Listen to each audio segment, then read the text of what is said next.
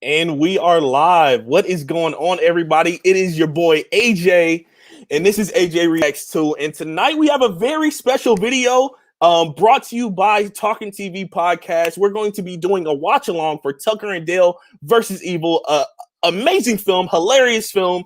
And we got some special guests here. Let's get Talkin TV Podcast in here right now. We got Chris and Dom. What's going on, guys? What's up, What's AJ? going Thanks on? for having us, man. Yes, thanks for just asking me to be on here and hosting this. It's an honor. So we have some other guests. We have a couple other guests. Film Explorel. I did a week-to-week wrap up with the show the HBO show Raised by Wolves. We kind of chopped it up and on Instagram Live, and it was awesome working with them. I'm looking forward to working with them again. We have him in the stream, Film Explorel. What's up, man? Panel, Chris, Dom, AJ, thanks for having me. It's always a pleasure working with all of you guys. Thanks for coming, bro. Thanks for coming. And then last but not least, we have Nick Talks Flicks. Me and Nick, we talked about some adult animation shows a few weeks ago, and that was a ton of fun. And I'm glad that he was able to make the stream. So let's get him in here. Hey, thank you so much for having me. I appreciate it. Nick, hey man, like anything that we want to say before we get this thing started? Yeah, what do we have to say? Anything? All I gotta say is that I walked in the house. I thought this was gonna be at a different time than it was. And I walked in the house and I'm like, cool, I got an hour and a half to chill. My mom walks up to me. She's like, hey, I'm on a wine tasting with a bunch of friends. Have this glass of wine with me. And so I'm about like 5 or 6 glasses of wine deep right now, just as far as this goes. And I got my Miller Lite ready to go for this movie. And while that has nothing to do with the actual movie itself, I will say that this movie almost comes close to Scary Movie and Cabin in the Woods as being both deconstructionist horror and the reason why I can never take horror seriously. Hey, honestly, yeah, I would agree with that. It deconstructs horror. It pokes fun. It's basically a spoof film. It's great. It's hilarious. And I watched it when I was in high school. So you're lucky. Yeah. So I mean, I guess we can kind of start. I don't think we have anything else to say. We can start the film. Everybody got it queued up. I want to say one thing real quick. I could not sleep at all last night. I was tossing and turning all night. I don't know why. So I'm like super tired. So if I say weird things, I apologize. Okay. All the anxiety. All right. We'll take that into consideration. The story of my life, man. So don't worry about it. But AJ, before we do start, I would like to add something. Yeah, what's where up? The jury is still out in regards to how I feel about this film, because for everything it does right, it does equally as many things wrong, and we'll get into it as we start this thing. But I don't want everyone to think, that I'm sort of just on board with the rest of you guys in this one. It's not a terrible film; it's actually a pretty good film, but I don't think it deserves all the credit it garners, and we'll get into it. And Chris has officially garnered the That Guy Award of the night. Awesome. Honest, man.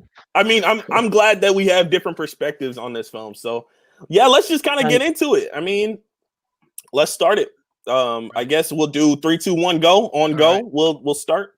3, 2, 1, go. Almost looks like your logo, man. Pictures. For a second, I thought that was your logo.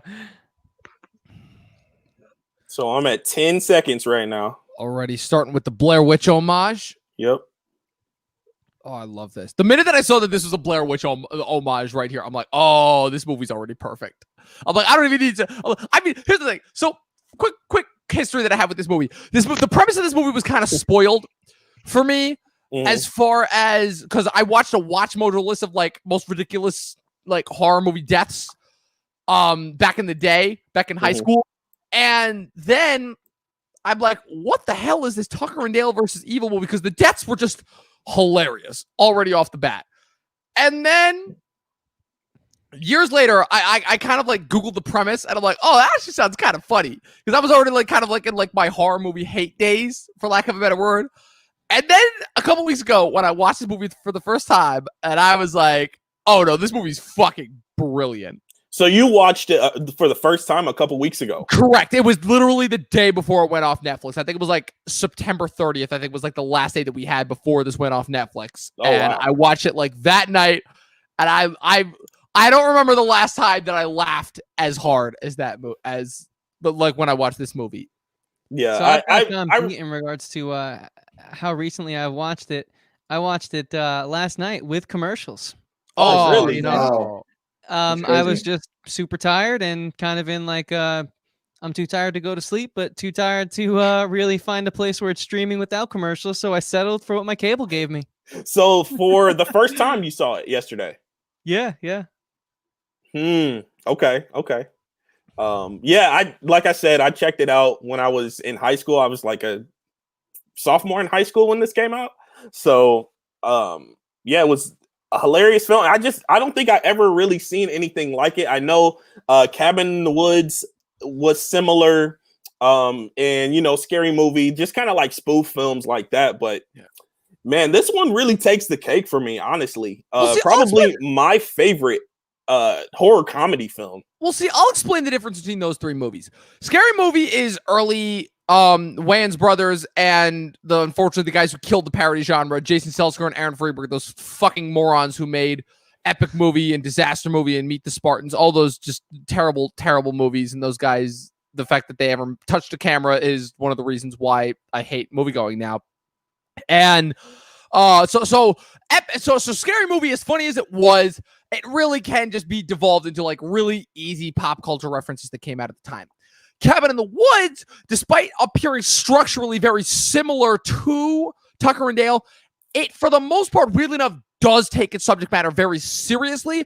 And because it is admired within creators that are so aware of the genre and its tropes, are able to almost make like a serious movie that almost constructs its own lore, as opposed to just being like a straight up parody. Like there's always been to me a difference between satire and parody. And I feel like those two have been like very, very confused and constrained in today's modern day terms.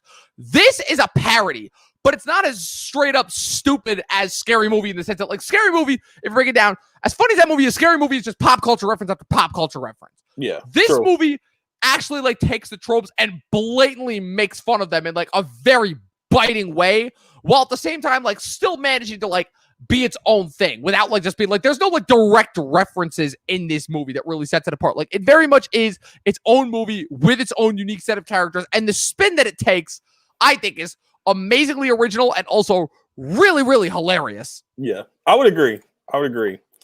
So we got some folks in the chat, just people checking us out here. Sam Jr., certain Vids. My wife, she says, who's better, Tucker or Dale? Dale. Dale. Yeah, Dale. I would say that too. No I agree. Although I do like Tucker. Tucker, I think, is underrated. Well, Tucker is Alan Tudyk. That's the thing that I love about him. He's Alan Tudyk. Yeah. Yeah. So, but also just like for like what he does in the movie, like he, besides clearly being the more intelligent one, he just also just like goes through the most amount of shit in this movie. So Chris, that to me is why he's underrated. Where are you landing with this? Well, in regards to who's my favorite? Yeah. Yeah, I like Dale, man. He's so lovable. You can't. Yeah, he's but they're just both like a big teddy bear. Exactly. They're two strong leads. I think that their chemistry is really well done. I kind of like what I was looking up. I was like, I would watch one of these. I would watch maybe like a TV show or like a one-off like short. There's nothing else, man. It sucks. I thought they worked really well together. And so I did. They're not parts of this film. We're not to the point where I'm going to start critiquing it just yet. And they're very minimalistic critiques. I just think some people are sometimes a little too unbiased or too biased for their own good. So it's kind of like, I hopefully some people can wake up and smell the roses with me as we get into this thing. Okay. We'll see. Scene already off the bat, just already a precursor of like what's to come, where it's like, just again, it's almost like the movie is working itself against Tucker and Dale, where it's like the two of them walk up and they like have the best intentions at heart, but the movie just clearly frames them in a way where it's like, yes, clear horror movie, like yes, these kids need to be freaked out, and they have just no self-awareness of it, and it just adds just such this amazing level of charm and simplicity to this movie. And like, I feel like taking it at face value, this is a movie all about just misunderstandings and misconception.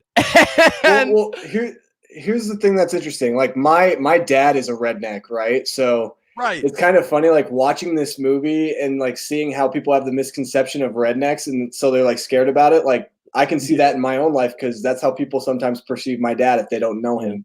You know what I mean? Yeah. So he can be the nicest guy, but you know, that's how they do here. Overall, they judge so good. Oh, this leads to another one of my favorite moments early on. Fucking when they're trying to get there. I mean, I'll be honest, this is an easy joke. This is an easy joke, and it's been done a bunch of different times. But as far as like how this sets up for what comes later on, I'm like, okay, I'll take it. That sheriff looks like he's a well-known actor. Do you guys know who that is? No, I actually don't. And like that guy looks like a mix between like so many different well-known actors. And of course, his shirt got ripped off like right as he sat up. Chris, honestly, this is the first time I've heard your full opinion on this, so I'm going to be really interested to hear like what your problems with this movie are. I'm ready to get to Chris's critiques. Yeah, I don't want to. I mean, I think the setup's perfect. You know, they I get it. Really well, and so nothing yet. It's like I said, it's very minute things. It's just when I did a little research for this and kind of like gauged how the zeitgeist was still feeling about this film 10 years later, and looked up some reviews and things after I watched it. Of course, I don't like to taint my my first time watch with any other people's opinions. Yeah, I was like, okay, people are all right. Can we also just talk about herded? Yeah. Can we also just talk about the fact that they're like just how pure and wholesome their dream is? Like, obviously, again, screenwriting 101, because that's the thing that I have to shove into every single one of these things is screenwriting, because I'm a pretentious auteur, whatever. Is that just from a storytelling standpoint, setting up your protagonists amazingly and giving them just a goal. And these guys have the most simplistic goal ever. They got their dream summer home, and they just want to set it up nice so that they can have some place that they can call their own.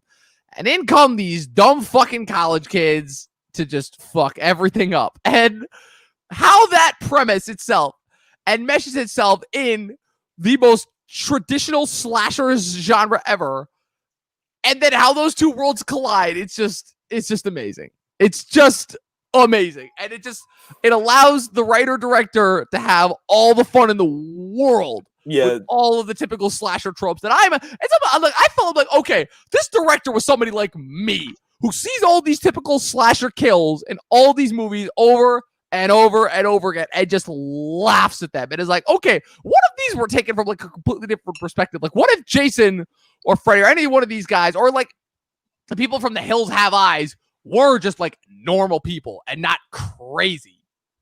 Yeah, I watched some behind the scenes footage today because I do have the Blu-ray, and I watched some behind the scenes footage, and they look like they had a great time. And I think there was a lot of like ad libs within this. I think that's just a set that I would love to be a part of. I think it looks like a lot of fun. Like they had a lot of fun on set. And just as far as like the setup goes too, like as far as like the various Pavlov's gun, real quick, raise your hands. How many of you are familiar with the Pavlov's gun technique? I know Chris is, but all right. So again, film school, a little bit of film school now. The Pavlov's gun technique is the idea that was invented in Russia by some guy called Pavlov, who needs to know his real name. The point being is that it's not the name that's important; it's the critique. It's the technique. It's the idea that the whole basis is that if you introduce a gun in a movie, then at some point you will eventually shoot it. And again, it's not the idea that, again, the gun was just a simple usage of the metaphor. There was a variety of different tools that you could put in. But like, as far as like just introducing certain items within the first act of your movie that will be used at some point later on in the movie, I just think is fucking brilliant as far as how this movie does it. Like, I knew we were about to see another one of these right now. I'd agree with that. The swinging wood with the nail sticking out of it. So let me ask you this. how well was this received when it first came out? Oh, I don't was think just anybody looking up saw it. The I don't think box anybody office saw it. numbers. Yeah, it had a budget of $5 million and it grossed $5.7 million. Yeah, because here's the thing. I don't know because to my knowledge, I don't know. I mean, AJ, did you watch this in a theater? No, I didn't watch it in the theater. I think it was possibly on Netflix. Yeah, I don't think while it ago. got a theatrical release. I think that this is definitely one of those movies that gained a massive cult following as years came out. Like, this movie is 10 years old. This movie came out in 2010. And the most recent who's this Eli Craig guy? What's his deal? Right, that's what I'm saying. I never heard of this guy. I was gonna ask you guys, have you guys seen any of his other work? I know the other thing that he did was Little Evil. It's a Netflix original. Oh, okay, that makes a lot of sense. That makes a lot of sense. I think it has some of the same actors as well. That's this film. Oh, really? Okay. Yeah, it has some of I the was same looking him actors. up and I was like, dude, I've never heard of anything he's done, and I was like, that makes me kind of sad because I do enjoy this film. So, well, look, all I know is that if Little Evil is anything like this movie, then that made me want to watch that movie even more than I did 3 years ago when that movie dropped on Netflix and I didn't watch it. Because I watched so many Netflix movies at that point that I was like, okay, I'm just like, okay, Little Evil's got some big names in it, a little bit of an expensive cast. I'm looking it up as we speak. Yeah. Okay. I'll check it out. Why not, right? Yeah, I actually haven't seen it, so I can't really speak too much on it. AJ, is this the only film you've seen of Eli Craig's? Yeah, well, I actually watched an episode of the Zombieland TV show years ago on Amazon Prime. Oh, and God, that just sounds horrible. It was terrible. So he was a part of that. Yeah, he was. I think he was the writer and director of that. Of that show. So is he like a horror guy? Is that what he does? Like, is Little Evil guess horror comedy. I guess horror comedy is kind of. I think Little Evil is kind of like a similar to this film, where it's kind of a satirical, film and kind of deconstructs horror films. Like, I think it's based on kind of like The Omen. Yeah, it like rips on The Omen, I think. Yeah, rips off The Omen a little bit. See, I thought it would, because of the little kid influence, I thought it would be more so Exorcist material, but I think it might be a little bit of both. Like, this film, it takes tropes from many different films and like applies it in one, huge film. So I think it's similar in that way. Yeah. I mean, real quick, Little Evil, remind me again, Chris, the kid in that movie is Ty Simpkins, right? I can re-pull the casting. Yeah, I'm pretty sure it's Ty Simpkins, who was the kid from Iron Man 3. And so if that was him, then I'm like, yeah, that gave me extra impetuses to not watch that movie because I couldn't stand that kid in anything that he was in between 2013 and 2015. Hey, PBR, that's throwing it back to my frat days. Not the best film. Not the best beer either. No, that wasn't the kid. Oh, wasn't? Who was it then? Owen Atlas? Somebody. Owen Atlas. I don't know what else he's. Never mind. Don't know that kid. Yeah, it would have made sense. Ty Simpkins probably would have already like undergone his growth spurt by that point, so we wouldn't have recognized him. Like nobody recognized him in Avengers Endgame. I guess he was in Enola Holmes. If anybody's seen that. Oh, I have not. I did. I have seen it. Yeah, he played young Sherlock Holmes. It actually wasn't that bad. It was okay. I heard it was good. Yeah, I heard mixed reviews of Enola Holmes. Did you say you had to see it? No, I didn't have to see it. I thought you said I had to. I was like, damn, what kind of commitment do you have to that film? Also, shout out to the lead chick in this, Stacy from 30 Rock, who is actually kind of low-key awesome in this movie. I forgot that she was in 30 Rock. Dude, the minute that I saw her, I'm like, wait a minute, is that Stacy? Is that Stacy Xerox I was from 30 Rock? I was trying to figure out where I knew her from. Yeah. I couldn't place it. And I was looking up her filmography, and I just could not find anything that I've seen her in. Also, 30 Rock, another low-key contributor to Disney animated films, because 2 stars from that movie ended up voicing characters in the new Disney Renaissance of the 2010s. Because Jack McBrayer, who was Kenneth, was Fix-It Felix in Wreck-It Ralph, and then Scott Adsit, who was the bald, depressed guy, I can't remember his name, from 30 Rock, voiced Baymax in Big Hero 6. Oh, I didn't know he did that. Yep. Awesome. Hell yeah. I thought that this was this scene. I was like, man, this character is just not working for me. I understand the purpose and how he's meant to push the plot along. We've seen these type of advances before. It just wasn't even funny or anything. I was just like, I just don't think he's a good actor. But again, okay, I was gonna ask you that. Do you feel like it's the acting or the character? The acting. I think the writing does what it needs to do. Oh, You know? Mhm. See, that's where I totally disagree because I'm like, there was a specific purpose and a reason for making that character the way he was. Because I'm like, yeah, Yeah. because so much of the time, well, first of all, like, I mean, it's funny because that to me was just a direct parody because like so many times you just see like certain guys act a certain way back in the day. And obviously, again, it was very much always a product of the time. But in this case, it was always just like taking a specific jab at the fact that like it was a product of the time. And now it just like takes that in a whole new direction. Yeah. Because if anything, I would argue that like what the Hillbillies are doing here is kind of worse where they're just like peeping Toms. But then, like, what happens afterwards? It's like, everything in this movie just works. I agree with Dom. I feel like he worked with what he had, and I thought he did a fine job. I don't know. Yeah, I don't see anything wrong with it.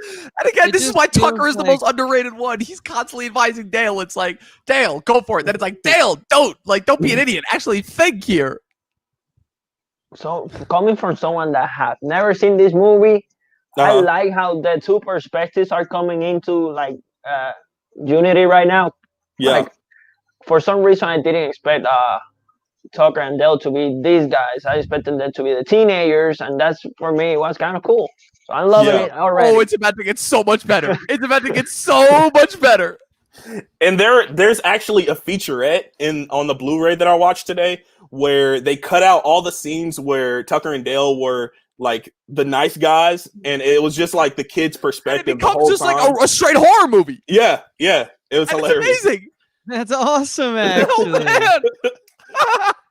And again, just like another scene where just like the movie again, like when I was watching that movie, I'm like, wow, this movie, forget the characters, this movie is trying to fuck over Tucker and Dale so hard. And that was another one of those moments.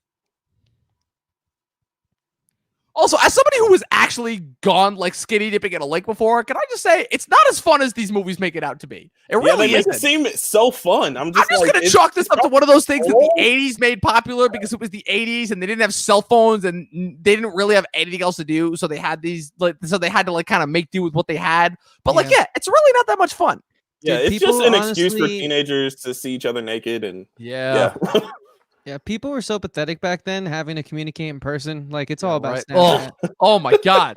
But, you know, Actually like, having to like look at each other in the face and like read facial expressions. Oh yeah, like, god, there's who even a does scene in that? this movie, like, where they talk about bad breath. It's like, I'm so glad I don't have to deal with that anymore. Right? I just, Especially lock 'cause of myself in my COVID now. studio all day, every day. But, I mean, dude, throwing axes at trees, like, I understand that he's supposed to be that obnoxious, but I'm just not. See, Even I in didn't this take it world, as I'm not buying obnoxious. it. It's still too much. See, I didn't for take me. it that as obnoxious. I took that as over the top. And there's a difference to me. Like when you're obnoxious, that's usually like a personality trait, and that's whatever. And if that was the case, then I would agree with you, Chris. And I'd be like, okay, I don't like this character. But as far as like that character being over the top, like when I first started watching that, I'm like, okay, this is so much more ridiculous and egregious. And you could tell that, like, okay, this guy is like not a regular college kid. Something is clearly up with this kid. And then Yeah. by the time the end comes around, I'm like, Yeah. oh, the whole And, like, reveal. I could Yeah, kind of yeah, see yeah. where it was going, but at the same time, I'm like, oh man, this just makes sense. Like, and if anything, I'm like, this makes this movie even more brilliant. So what I Yeah, would no say spoilers is, because Filmex hasn't. No hasn't- spoilers, none at Yeah, all. he hasn't finished it, so that is true. But, yeah. That is true. And good reminder, AJ. Either me or Dom was bound to slip at some point. So keep dropping those in there. There I you mean, go. last week on the Candyman watch along, I said Dom was going to drop one, and I dropped the spoiler. So Yeah, you know, there you you just got to go. keep reminding See, us there you Talkin go. TV guys. Happens like that, yeah, doesn't keep it? blaming me for the spoilers, Chris. Hey man, So look, keeping track of who drops more spoilers. Hey, that'd be a fun game. it would be like 50-1, Dom, but like I did ruin a very important moment, so I still feel bad about it. 50-1 is that I would drop less spoilers. Yeah, you're right. Who was the one that hadn't seen Candyman 2 weeks ago? Me. Okay. Oh yeah, Dom was watching it live. Yeah, so we couldn't have Yeah, spoiled I'd it. never seen it before, so I couldn't spoil it even if I wanted to. Oh man, good times. Yeah, so I actually do enjoy how this film gets right to the point. Like we are already at like Yeah. this moment where they're rolling up on the cabin and they're just getting ready to go to war and he's Yeah. making her bacon. Like it And really we're like is 20 clean minutes and in. cut. Oh, it's so good. It's Yeah. so good. Perfect setup. AJ, and can now I- we're getting right into the execution, the Yeah, what's conflict up? phase. And, So why, out of oh, all boy. of the deconstructionist horror pieces you could have picked, why this one? Is it that you haven't seen that many, or like what's No, your? I feel like there's not a whole lot to choose from. There are a few, I but agree. this one kind of stuck out to me because number one, I watched it in high school. I kind of grew up with it, you know, in a sense.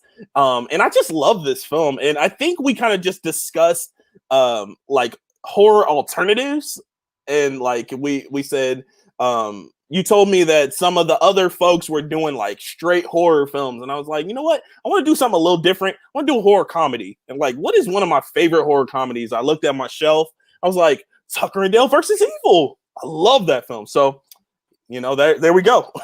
And Here I'm we gonna just are. do a Okay. quick There spoiler right we now. are.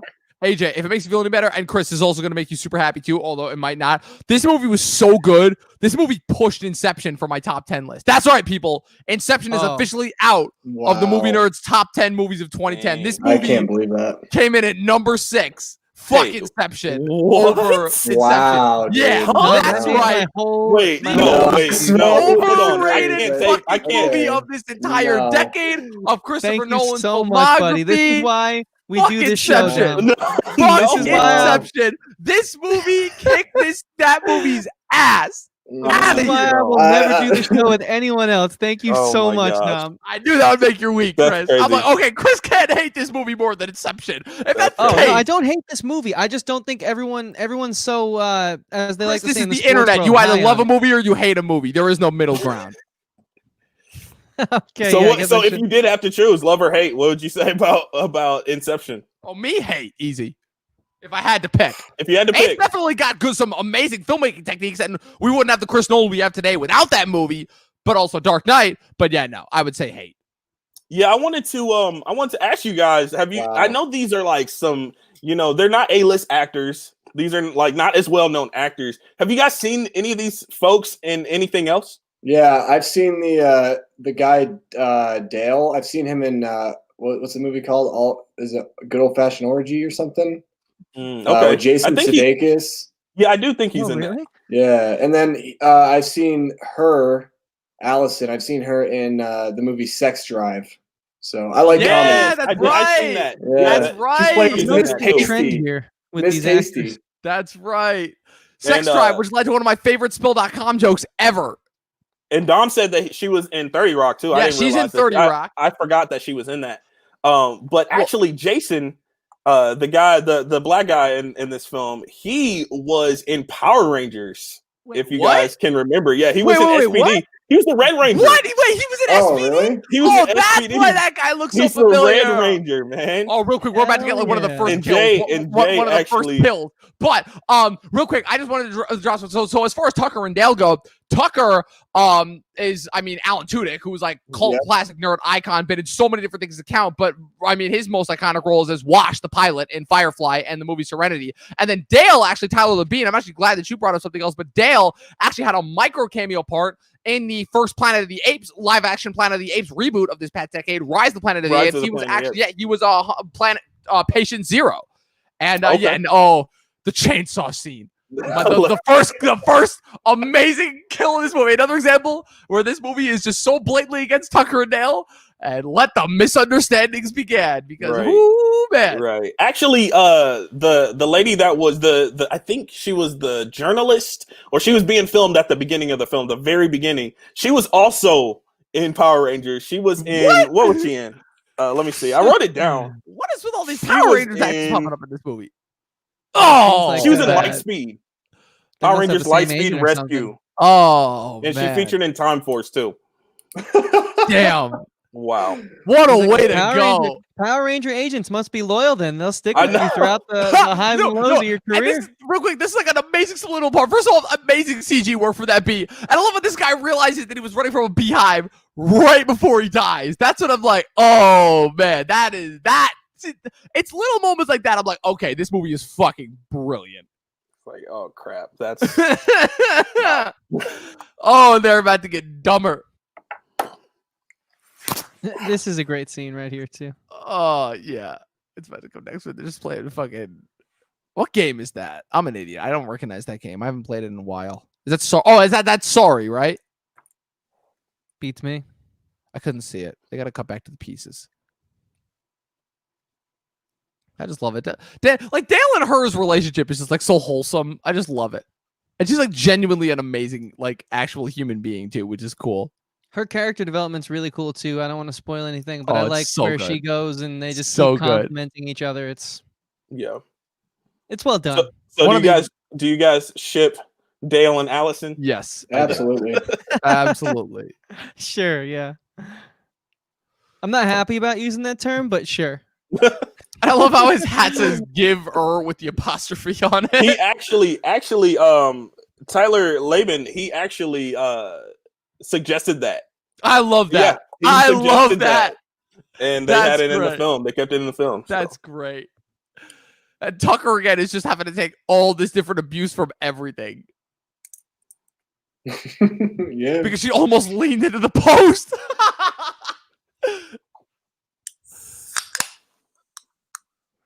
That is good Oh, writing right poor there. Tucker.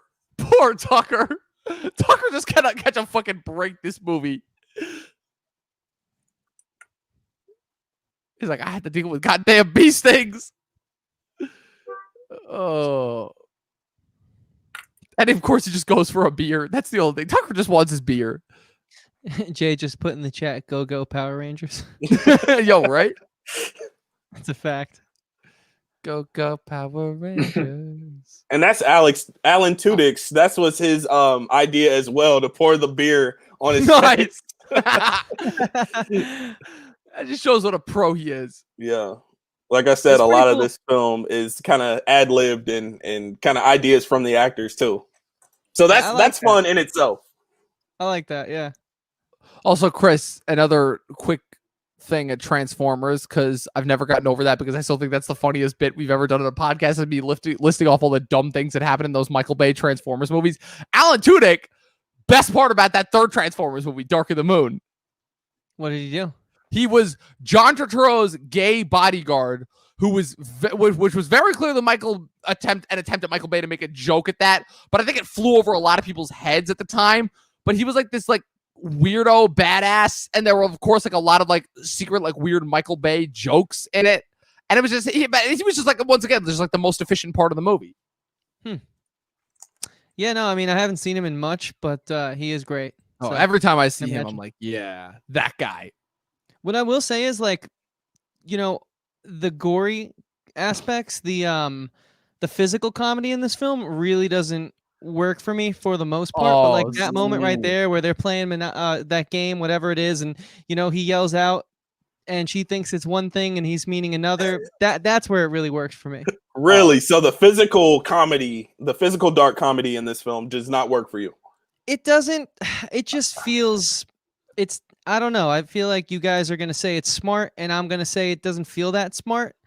I don't think I could write this. I'm not saying like I could do a better job. I do think it's a fine film. I don't know. It's not for me. Man. See, that's the thing. I can understand that.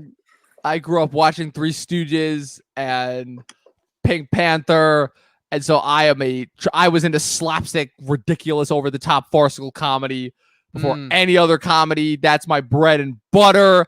I think it's part of the reason why I never understood why The Office was funny. But I saw this, I'm like, yes. So everything Chris, about this movie is working for me. Let me ask you, how do you feel about physical comedy in general? Pink Panther's the exception to the rule. I grew up watching that film, but my parents would put on the Three Stooges. I would get just insanely bored. I've never been a fan of it. I think it's not how I want to laugh. Let's put it that way. Okay. And comedy is subjective anyway. So like somebody will find this hilarious, but other people, not so much. So I respect that. I respect it. I for one I'm huge on physical comedy. I think that is one of the funniest things out of any type of comedy. So when I see it, I don't know, that it just resonates with me. Yeah, and I see the genius in this. Yeah. I do think the college kids aren't the strongest as a whole. I don't think they really work as a group. That is an actual critique of mine. But in regards to like, I think it is top tier physical comedy. It's just not my style. But like, no hate on it. I feel that. I feel that. Oh yes, here we go. My favorite couple kills This is in the movie. this is the crazy. This is like one of This the one's craziest amazing. kills. This Yeah. might This be is amazing. best in You're this in for a entire ride, movie. Film Explorel. Even I would say this is a wild Yeah, sequence. even, we're Chris, about I was to gonna see. say, Yeah. even you have to admit how well constructed a scene this is. Yes. Oh, I can't man. lie. So literally, when I What was are talking the to my odds, friends at man? work about this, and I was like, okay, what was your guys' favorite kill in this movie? They were like, the wood chipper scene. Stacy's in the chat. Yeah, we got your friends. Yeah, and they couldn't got your friend. right. They couldn't even spell friend right. I love it. College kids. Oh man, so good.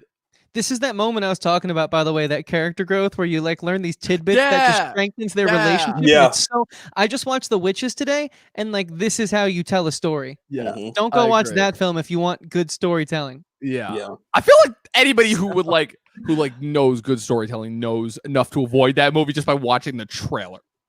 Yeah. And that brings me to my next question. What do you guys feel like when you watched the trailer for this film?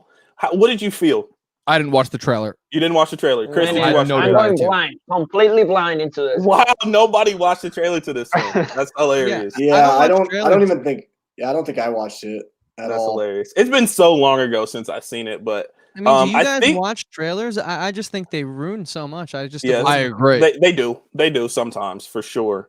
But other trailers, you never know. Like they give you, what the premise is, but they don't give you too much. Oh my gosh! Okay, Here we go. We get the Here one we of the go. craziest kills Here in the we whole. go.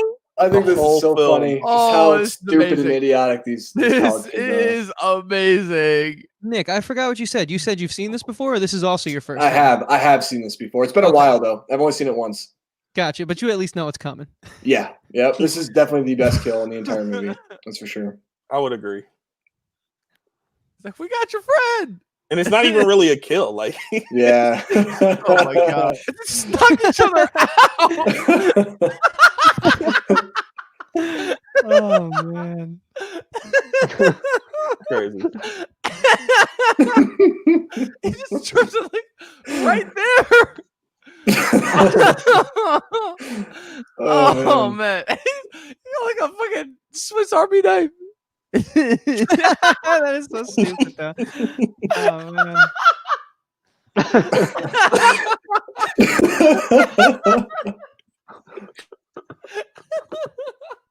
Tucker trying to cut him out. Oh man. Oh man. Oh man. So now I know where Deadpool 2 got that joke from. Oh man. Yep. That is a good observation. Oh man. Ugh. Hello? Everybody there? Yeah. Oh. Yeah. Was I the only one that got Yes. something weird? Yes. Or everybody got that? Yes, you are. Oh, wow. Oh my god. Oh That was weird. shit. Y'all good now? Dude, that was the hardest I've laughed in a while. That's how funny that Gotta scene say is. something. I am not a comedy fan. AJ knows this. I've talked about it about me not liking comedy, but I'm loving this film, man. I told you. I'm glad to hear it. It's impossible to be a horror fan and not like this movie. Oh man. Like the good thing is like it doesn't take itself seriously. Like it's just, Right. Right. And again, the best part is that if anything, like I said, Tucker and Dale I'm like more confused than the kids are going. The kids think they're in a horror movie. Tucker and Dale have no idea what the fuck is going on. They have Like no their clue. explanation for when the sheriff pulls up is amazing. No clue. The kids wanted to be in a horror movie before they even got there. Let's be For honest. real. Exactly. Exactly. They They're like knew they were setting themselves up for a horror movie as they were driving to it. Yeah. Well, the one kid, the lead, Yeah, whatever yeah, his name is, Yeah. he just Chad. wants something to Axe happen. thrower, we're gonna call Chad. him. Yeah, he's Oh. next I level. love what Tucker's trying to explain will- to Dale, like yeah, the I don't problems wanna- with them. It's like, I don't want to we are spoil rednecks. anything, but- They are college kids. If we call the police, what the hell are we gonna tell them? Oh man. Had a doozy of a day. Oh man, we have had a doozy of a day. Let me tell you. It's just like I the think setup. I'm learning this is a film best watched with friends. Yes. in Yeah. good company. Well, I mean, Very I true. watched this by myself drunk one night, and I had just as much of a blast. I've watched this by myself. I've watched this with other people. I probably would say with other people it's a lot funnier, but yeah, I don't know. I enjoy it either way. And you got the chick who keeps on trying to smoke. Oh man, that's another great setup for later. Oh yeah, it does. Oh, it's it's set up so perfectly good. for later. So Yeah, good. And then like I love how this one guy with the axe is like, man, we gotta face down evil. And then the other guy's like, what the fuck are you talking about? Like that was just great for me.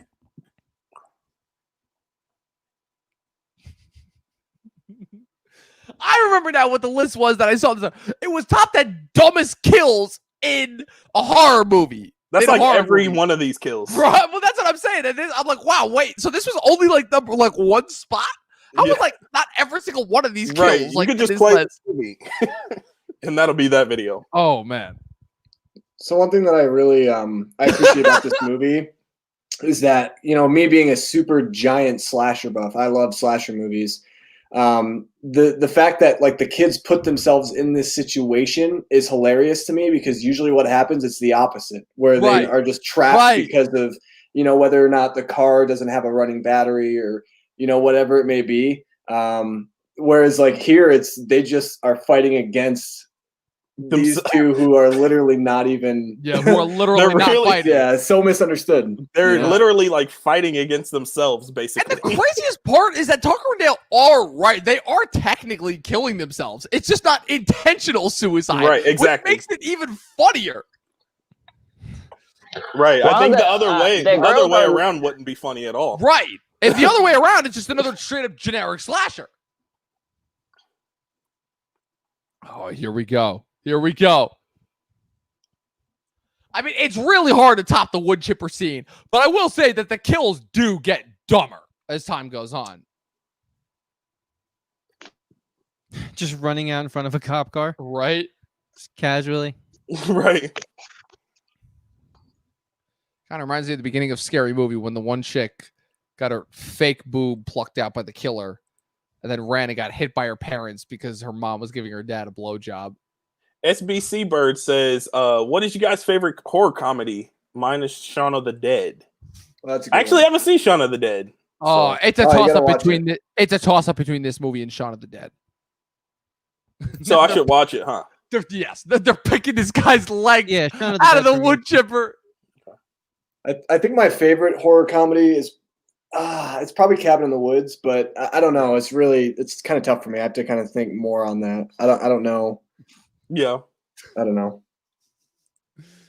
Cabin in the Woods, I feel like, I mean, it's not like a straight horror comedy. I feel like it has some Right. serious elements to it, Yeah, but it's also more it of a doesn't take. satire than a straight Yeah. up comedy. Yeah, agreed. It's more of a satire, but it does have elements of horror. Some parts actually freak me out a little bit. Yeah, that's what I'm Like saying. this film, those nothing movies- about it really right, freaked like me that's out. what I'm saying. That's the difference between that movie and this movie. That movie had some moments that even though you knew it was hysterical, we're like still straight up like, I'm like, okay, this is fucking scary and throw. This movie has none of that. This movie is a comedy first and foremost. Yeah, for sure. yeah, the comedy is front and It's a center. comedy with the this is- backdrop of the slight hint of horror, like a hint of Sure. lime. You know how they make hint of lime chips?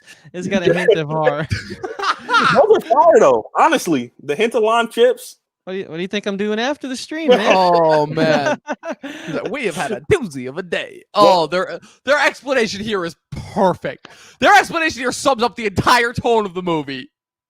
Yeah, for sure. They're like, we have no idea what is happening. It's like, if you just come inside, we will show you exactly what is going on. And then, oh man. What do you guys think of him as Oh, a that's pirate the in other one. Dodgeball? Yeah, absolutely. Yeah, he was great in that too. He's the pirate in Dodgeball. I don't think I can't remember if I've seen that movie or not. Oh, that's a great movie. That's a great movie. Fucking Film Fanatic. Rip What's up, Torn man? steals that movie.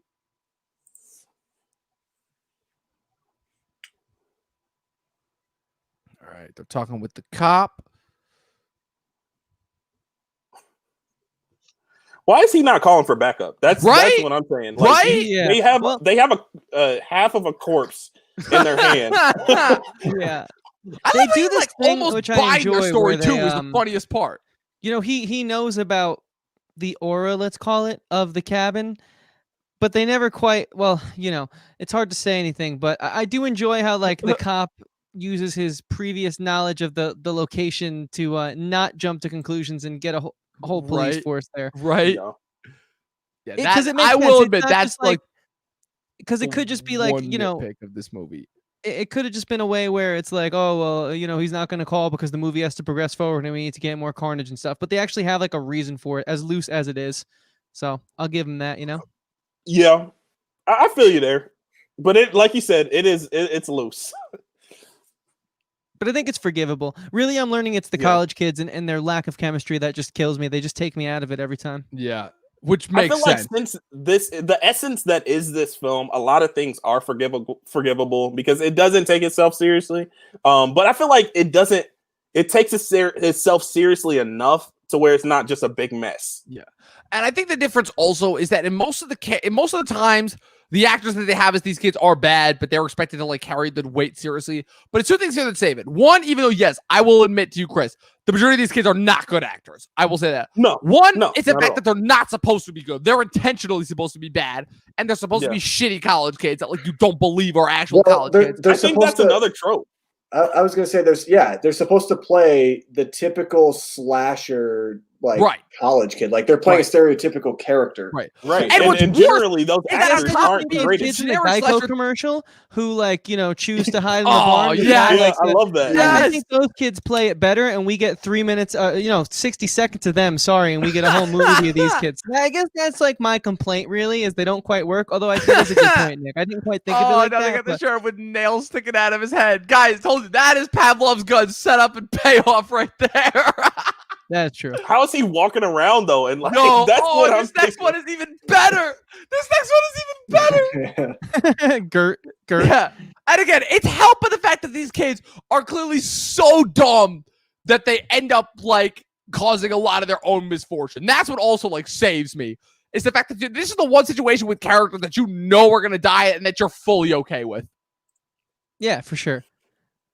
But they at least have purpose and add to the script before they inevitably, serve the purpose of the script. It's kind of... I'm sorry. Oh my God. Oh, this is great. It's like, they raise their hands. It's like, motherfuckers. And he tries to shoot it.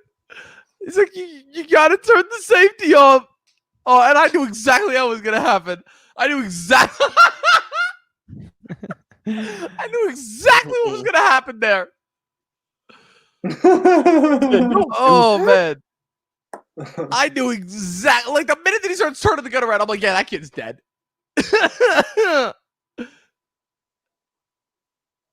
Oh man. Oh boy. AJ, what's the time of the movie you guys are right now? Mine has lagged a couple times, so I've been trying to like line it up with you guys. Right now, I'm on 43:42. Where are you guys? Okay. Yeah, just about the same. About the same. Okay.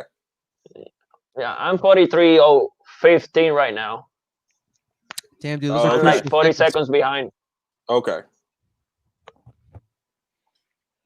We could all just pause for exactly 23 seconds and we'll be caught up. Just kidding. That'd be so extra, as the kids say. And then I feel like we would mess each other up even more.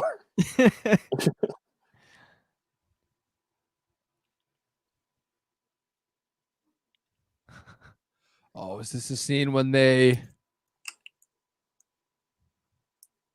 I love how he has to roll over him. No! They did take the dog captive.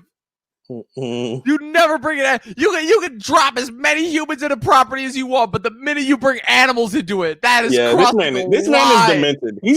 Oh man, there's something up with this kid. Yeah, he's got some psychological problems. Oh, I love how they use doubt the air compressor. Oh, that's genius. This is totally ripping off Evil Dead. Oh, absolutely. It totally. Absolutely. It does.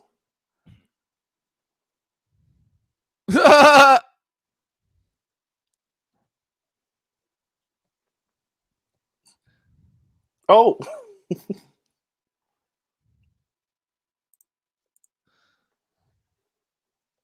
That's what I'm saying. yeah. You never touch animals. You can drop as many humans as you want, but the minute that animals come into it, that's breaking a line. Yeah. I Am Legend, man. Yeah, man. I am watching. Oh man. R.I.P. that dog. Love how he's just going in with a nail gun, dude. Right? I love how he's using You like got his one dog. tree branch as a to break as like cover. The score too. I love it. He's got I love the it. little tree limb. I love it.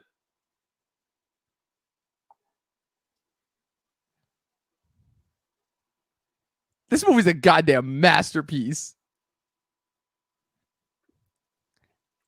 Yeah, man, it bumped Inception out of your top 10. Yeah, it I did. can't even with that. Every I can't single. either, dude. I'll tell you I this can't. because I can't. here's the difference between that and this movie and Inception. And why this movie bumped out Inception? Because every single thing in this movie is both done with a purpose and it works.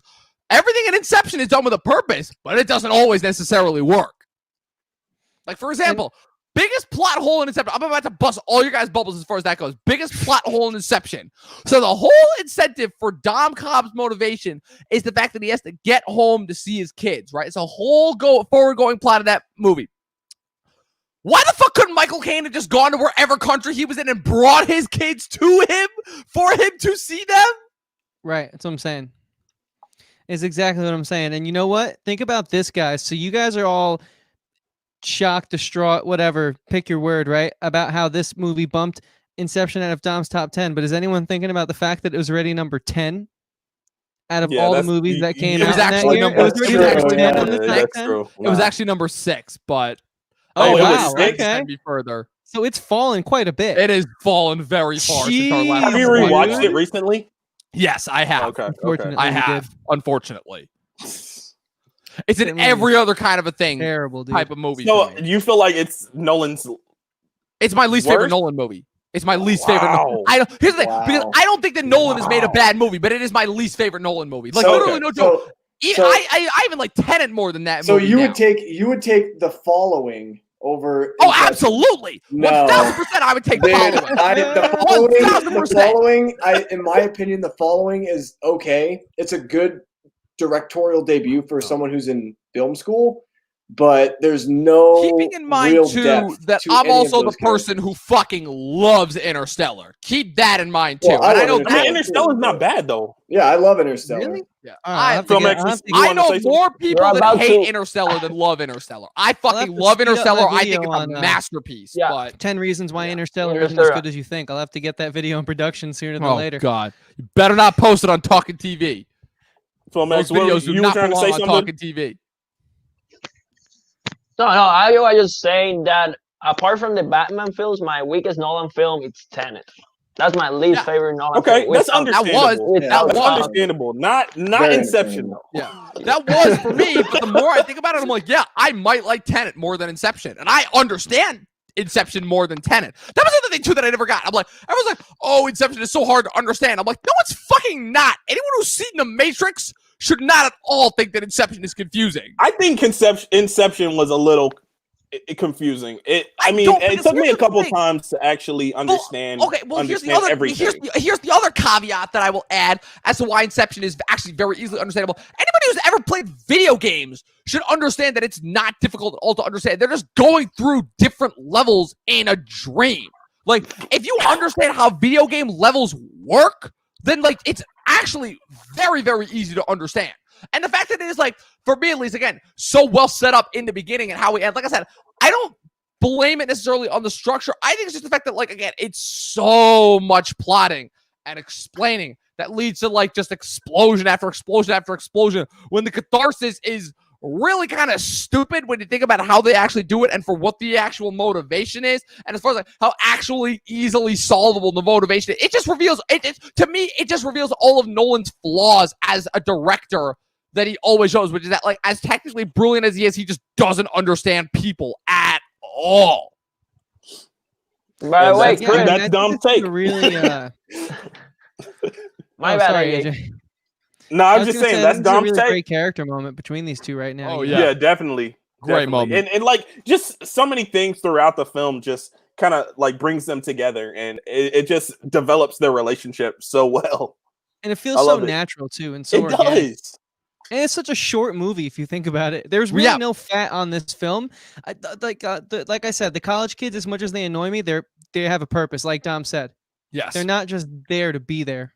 So you can't True. fault them too much. Yeah, I this movie's suppose. not. This movie is not even like 90. But this movie didn't even crack the 90-minute mark. This movie's a solid 80 minutes, and every single minute of this movie is done to pitch perfection. I will say this about the movie. I will say this. I do really enjoy this movie, but it is, I think my biggest criticism with it, it's very predictable. Like when I watched this movie for the first time, I literally was like, this is going to happen. This is going to happen. And it does. I mean, yeah, but if anything, that also plays into the charm of the movie, because the fact that you know exactly what's going to happen almost makes the moments funnier when they do happen. Because again, this movie is made for a very, very particular niche. Yeah. So I'll say this. I like a little mystery, a little intrigue, but that's just me. I feel you on that, Nick. I feel you on that. I feel like it's just you have to take every movie as it comes, and you have to understand that like not every movie is gonna have that mystery and intrigue, and that's just my take on it. Yeah. What I will say is, I'm definitely enjoying it more my second time watching it because I'm with a group of people. I don't think that this is a movie I would ever want to watch again alone, and I think it's because it's a little bit of like what you guys both kind of said. Take every movie as it comes, but also I'm more of a TV guy. Hence the TV nerd title, and even I could kind of predict some of these things. Oh yeah, so for sure. There is that factor to it. I'm not saying that it's not predictable. I kind of agree with Dom though. Like you got to kind of take it as it comes, because this doesn't take itself seriously at all, and it goes through all kinds of horror tropes and things like that. So I don't know. I too enjoy like mystery and like a good twist or whatever. And if it's not there, it just depends on the movie. You know what I'm saying? Because this movie, I feel like it works. I don't know. That's just me. I just think of like every 2000s comedy that came out, Dodgeball, Zoolander, Hangover, Superbad, Role Models, 40-year-old version. The list goes on and on. Like, did those movies have any like mystery or intrigue to them? No, because those movies weren't supposed to be like that. Yeah. So that's just kind of my take on it. Yeah. And I would agree with that. Yeah, I think there's fuck two those different ways to fingers. approach this, really, and I think neither is right or wrong. It just kind of depends on who you are as a movie watcher.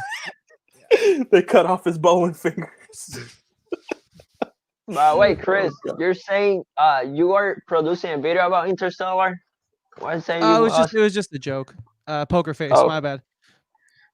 Yeah, his poker, like you cannot hardly take him seriously about anything because like his poker face is like, To be honest, it's that unmatched. video would flop because the people who know Interstellar's bad don't want to watch anything about it. Yeah. So like, there's no audience for that. Wait, so you don't like Interstellar? Oh, it's not that I don't like it. It's that it might be one of the most overrated films I've ever seen. Oh, okay. Yeah. See that It really lost me. it's It's tricky because visually here's stunning, the though. thing. You got to admit that. Of course. Chris, I understand where you're coming from, but I think the word choice is wrong only because I wouldn't say it's overrated, because to say that it's overrated would say that like the overall general consensus from everyone was like, I'm like, oh my God, this movie's fucking brilliant. This movie's a masterpiece. I think I said Was this that movie not the got. consensus? I think No, that's no, the it consensus. wasn't. That's what I'm Was that saying. It not the wasn't. consensus? No, I mean, come on, it man. wasn't. No, that's what I'm saying. It was not. This movie, because keep in mind, this movie came out in 2014. Even though the overall, like I said, people had already started drifting from the Rotten Tomatoes overall. So even though this movie got positive scores from the general review, it got very mixed reviews. There were a lot of like internet critics who at the time did not like the movie. I remember because I was one of those people who like loved the movie, and then coming out of it, I heard people who hated it. I'm like, wait, what? Like, why would people not like this movie? So like, as far as that movie being universal like, it was not the general consensus. There were a lot of people when that movie came out that did not like it. What I will say is to your last point that you just raised and the point that you just brought up, that's certainly your scope and your viewpoint, but I think you got to consider the fact that like all I ever heard was overwhelming support for this film. That makes sense. Any That single makes sense. bad thing. So I think like there's so much content to consume. There's so many different people giving critiques, and back then we didn't even know each other. We had completely different friends. Yeah, circles. that's true. I think there's so many factors there. So would you say the overwhelming majority of people think that that is a better film than it isn't? No. Or to make it No. a simpler question, a good No. film versus a bad film? No, I think that a majority of the people are very split on that. That to me was I think, like I said, Dark Knight Rises was really the first, but Dark Knight Rises, when that movie came out, I wasn't really on the internet. When Interstellar came out, that was the first like mainstream movie that, like, even though it got generally positive reviews, that was the first movie I noticed. Okay, this is the first positively reviewed movie that a lot of people did not like. Okay. That's so crazy because until I joined this community that we're in right now, I literally never heard anything but praise for Interstellar. Oh, dude, you should have heard it. That's Literally, so like, wild. one of the. Agreed. I love this scene. Real I quick. still hardly ever hear anybody saying. Oh, that they this don't like line. Oh, I'm so glad I'm not hung like a bear.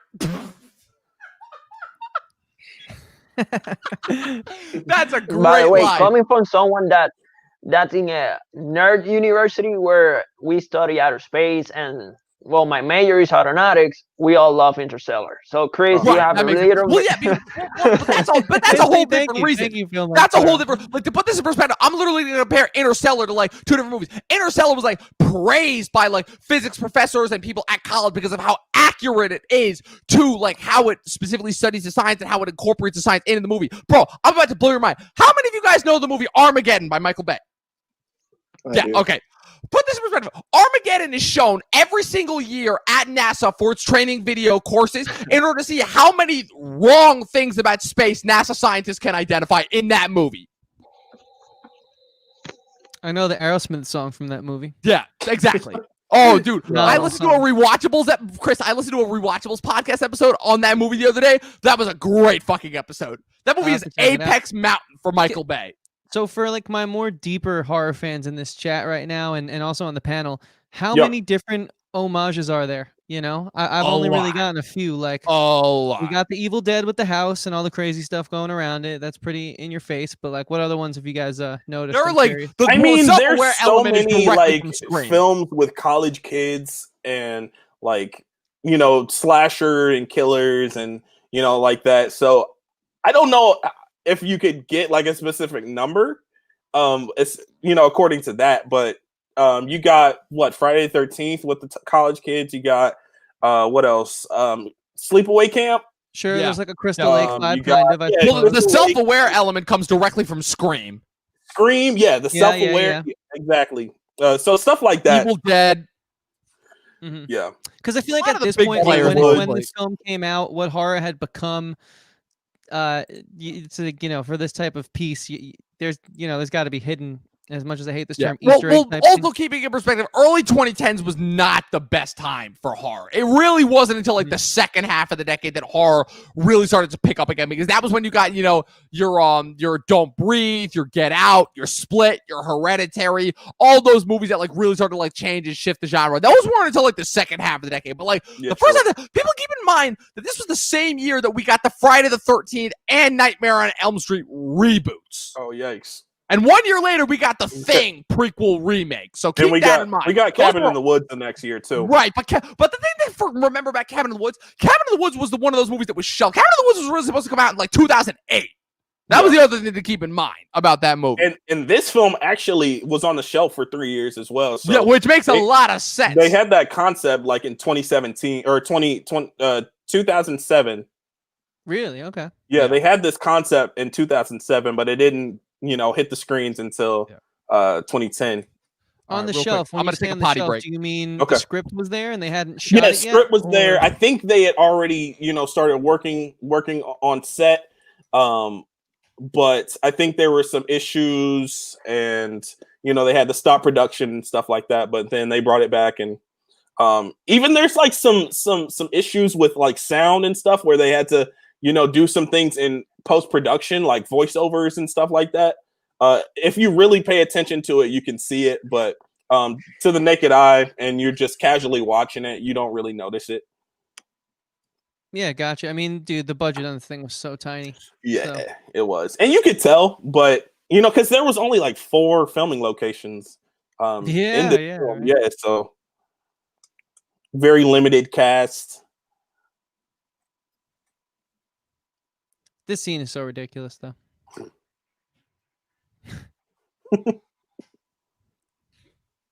He's so smitten. Yeah, but it's so like wholesome. It is. It You is. know? It is. I love that aspect to it. Oh my god, this moment is great. And her line, she's like, okay, I'm gonna try and enact and use my therapy skills here. Oh, and he's telling the whole story. Oh, I love this scene. This scene is, I'm like, okay, this sets it, because you never get this type of a scene in like a traditional horror movie. Yeah. Dude, Stacy killing it with that comment. Right?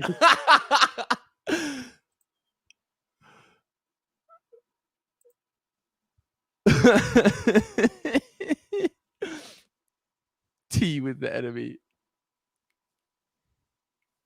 Yo, that I'm not gonna lie. That throwing the chainsaw disc into the one guy's head and then stabbing the one chick in the neck with a machete. Both very underrated horror movie kills. I've seen in other horror movies. That's I the was thing. thinking, Oh, you have? Yes. Damn, this is what Well, happens when I'm haven't not a seen it. traditional horror I don't movie think fan. I've seen it. I mean, there's so many kills in so many movies that I can't think of all of them, but it didn't seem like anything, mind blowing. Yeah, it didn't seem like anything groundbreaking. Like, No, you look at not at like all. Friday the 13th, like one of the kills that everyone talks about is the sleeping bag kill, which Right. things like that. So it's I don't know.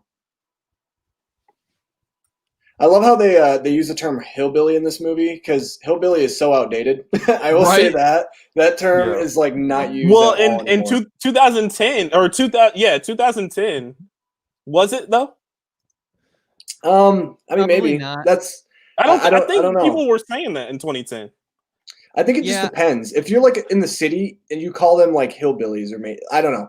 I think hillbilly is more like a term that city people use on people like in the country. Yeah, Definitely would make sense. I love how Tucker rolled his eyes it there. definitely switched to redneck though. That Yeah, is yeah, After definitely. a while, I did. And honestly, though, I think hillbilly is so much more sillier, though, and I think it It's kind of very bodes in silly. this movie's favor. It would definitely make Yeah. sense. And I as feel like far as, redneck has a that being really a term bad, to like a mean that. negative connotation to it. Yeah, which is That funny is all because the good. whole thing Than was is that hillbilly. I had a teacher up at school who basically explained to me the difference between like rednecks and white trash. He's like, no, rednecks will at the very least like work their asses off. White trashers are the ones who will like sit back and like do nothing and just like collect unemployment checks. No, you want to watch white trash movies? Watch Rob Zombie, any of Rob Zombie's movies. Yeah, I just watched House of a Thousand Corpses. My that's Honestly, white as a trash, director, man. guys, My I've been so goodness. hesitant to jump in. Here's the thing. This is my opinion on Rob Zombie. I think he has the potential of making a film that's one of the best horror films of all time. The problem is he gets in the way of himself with his horrible writing. So His he's another scripts one are of those guys. awful. He needs to I don't direct even know if he has another person's potential, man. script. Is Yes, the thing. exactly. I haven't seen Yeah, Devil's exactly. Rejects though, so I can't. I've really heard speak. good things about Devil's Rejects That's and what I House of a heard. Thousand Corpses, and his Halloween Thousand movies are Corpses like is some of the most like terrible. contested movies ever. Like Well, I know a it's lot of because- people who well, like dude, his Halloween movies. It's because literally, like, the first half of the first movie is so unwatchable because just the filth that the characters say is just it's disgusting. Yeah, it makes you literally feel like you have to bathe in bleach. But Are you see, talking like, about? Are you talking about House of a Thousand Corpses? No, I'm talking about Halloween. Oh, His yeah. Halloween films. but, like, I want to watch that just to watch like Malcolm McDowell and Brad Dourif acting opposite each other because that scene alone just sounds amazing. I'm thinking about hitting that in preparation for our Halloween watch along next week. But like I said, I'm just so hesitant to touch anything Rob Zombie because it's always mixed from what anyone ever tells Yeah. me. yeah, I remember I don't think you're gonna like it. I remember seeing trailers for yeah, I Halloween don't think I 2 like it. when I was in like 8th grade high school, and I was like, "What the fuck is this?" Oh yes, this is another one of my favorites. Oh yeah, oh I love this. Oh man, so amazing. And that dialogue. Oh, These Tom it's so good, so good. Why didn't she duck? Why did Good she point. duck? Oh, so good that he punches him in the face. Oh man. Mm. Oh, and then he. Oh, this poor guy. This poor guy. Hey, Chris, another instance where the black guy wasn't the last one.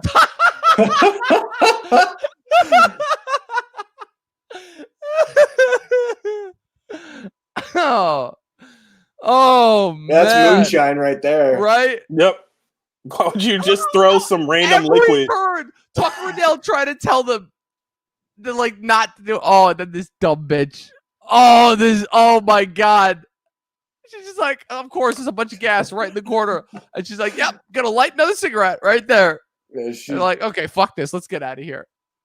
She's like, "Okay, we're sorry. There's no helping your friends." How is she still alive? How is she still alive? She literally got her face sawed off. Not anymore. Well, I'm about to get to that. I just feel so bad for Tucker and Dale. That's a pretty decent explosion for a lower budget Yeah, film. right? Not terrible. Not at all. That was probably one of those they had to get it in like one take. They're like, we gotta get this. Yeah, in one take. yeah, definitely. We can't afford it anymore. We Can't gotta afford get it. it. The Tropic Thunder. What is that? Yeah, They- right. They joke about that. And the other thing, how the fuck is this guy still alive? Well, they had to keep the villain alive, you know. Yeah, but Right. it's like, come Yeah, man. on, man. Come on. The script is how.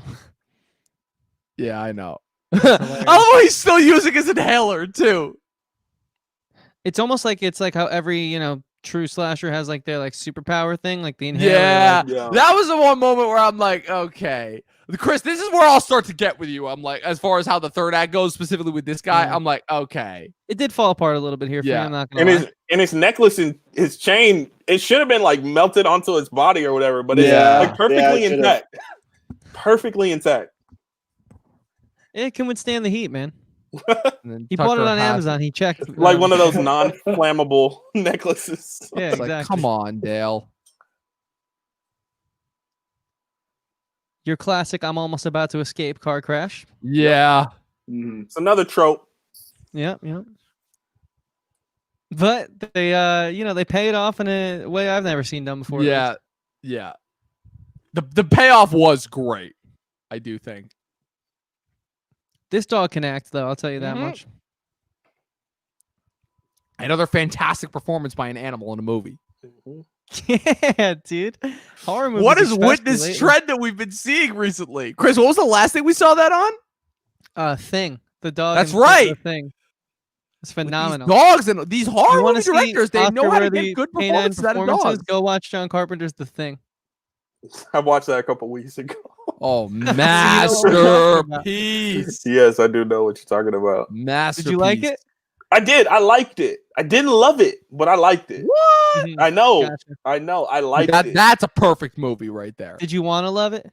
I wanted to love it. I wanted to What movie? embrace the John thing. Carpenter's John Carpenter's The The Thing. I love it. Oh my gosh, what That an is a amazing horror perfect film. movie right there. Right? I just feel like it loses itself. I think it kind of is a little slow. Could in not parts. disagree more. The slowness is crucial to that movie. But that's what John Yeah. Carpenter does so well. Like Yes. Halloween, 1978 is my all-time favorite horror movie, and like one of my favorite movies of all time. And it's because of the pacing of that movie. You know what I mean? Yeah. Like the setup.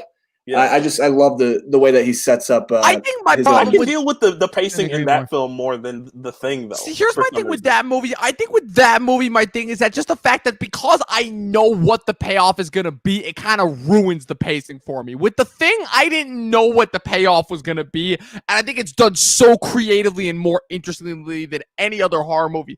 With Halloween, I'm like, okay, I know at the end of the day, Michael Myers is just going to stab these people and surprise them. And that's it.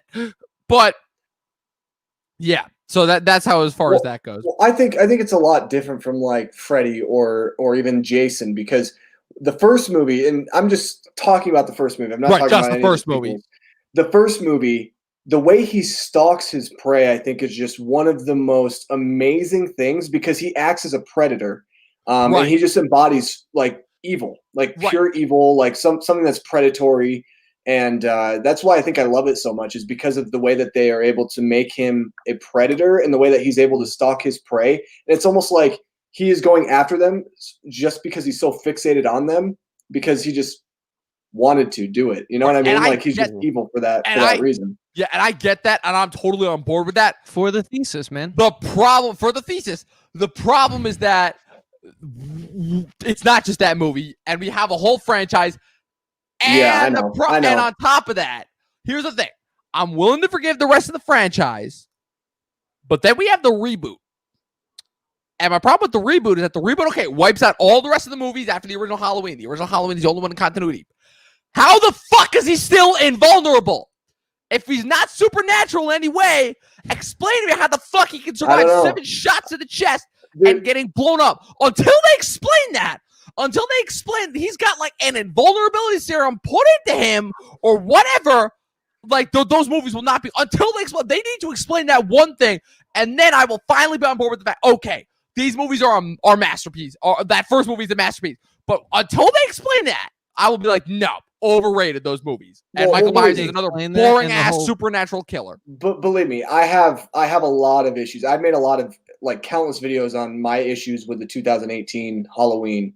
I think that the movie does a lot of things right and it does a lot of things wrong. Yeah. Agreed. And that's the main thing. Like one of the biggest problems that I have with that movie is every single time that there's really great tension, they completely kill it with comedy. That's so forced. Yeah. So that's that's the problem with David Gordon Green and Danny McBride. That's because, dude, as funny the way it employs itself. Yeah, as funny as that little black kid is in that movie, as funny as that kid is in the movie, he's got the best lines of the whole movie. It destroys the tension.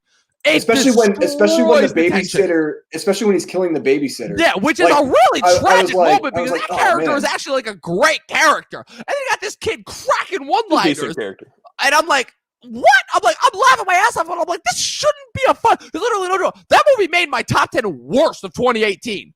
And there were a lot of movies that should have been on that list. Wow. But I hated that movie. Really? No, I would disagree. I enjoy that movie. Dude, I'm telling you, AJ, you think you're the king of hot takes. Think again. You are. I know you are, man.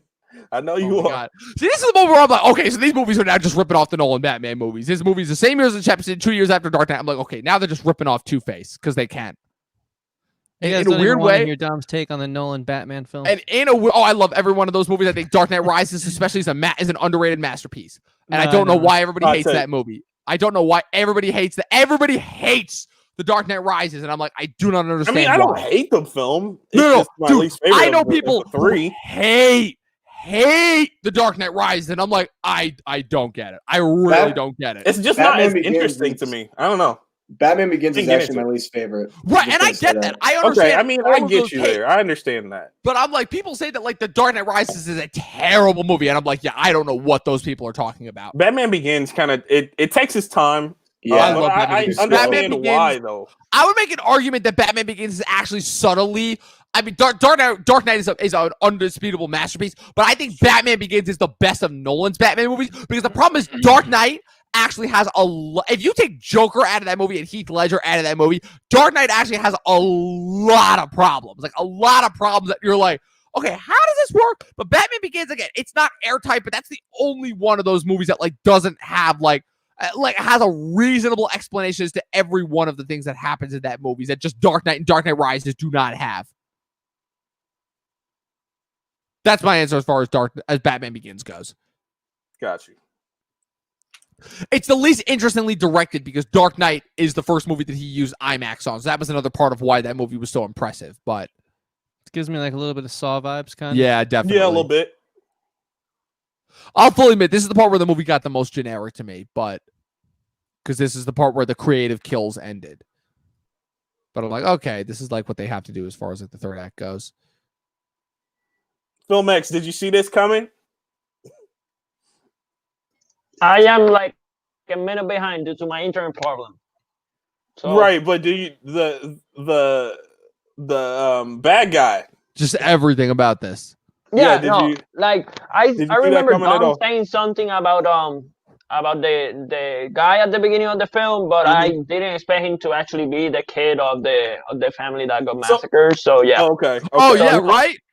Yeah, that was a pretty good twist. I would say that I was waiting for something about that character to come, but I didn't expect it to be at the dinner table just having tea on, which is kind of hilarious. Like, yo, right? Yeah. That's some shit you don't see in these types of movies. Nick, did you see that coming, Nick? The fact that he was the son. What's that? The fact that he was the son of the massacre. Yeah, I mean, I didn't see it coming, but that was one thing that you didn't see coming because you said it was really predictable. That's one thing I didn't see coming with. Yeah, I didn't see that coming, but I mean, they do add some twists. You know, like I mean, I don't know. I won't say it's the most predictable movie ever, but I do think that the movie's still predictable. Although True. you know that's kind of just one revelation that was not what I was expecting. Yeah. You know what I also wasn't expecting? I'm on Amazon, and if you watch the film on Amazon and you like move your mouse over the screen, it tells you like the actors and stuff. Yeah, it does And, that. You didn't know that? I have the app on Wait, Chris, on my was TV, it the and first does time that. you found No, that no. out? I knew that. What I didn't know was that Jangers the dog's name is Weezer, and his bio, That's his bio awesome. says Weezer is an actor known for Tucker and Dale vs. Evil. Is he in anything That's else? Great. No, he's not. Oh, He's in Below that's- Zero. The year after, he's in Below Zero. Oh, That's okay. great. Might have to check that out just for the dog. Yeah, dude, he's Oh a my phenomenal actor. Dude, fucking. Oh, man, I love the line. It's just like, frat bitch. I love that line. That's a great horror movie line. This rivals Black Christmas for me.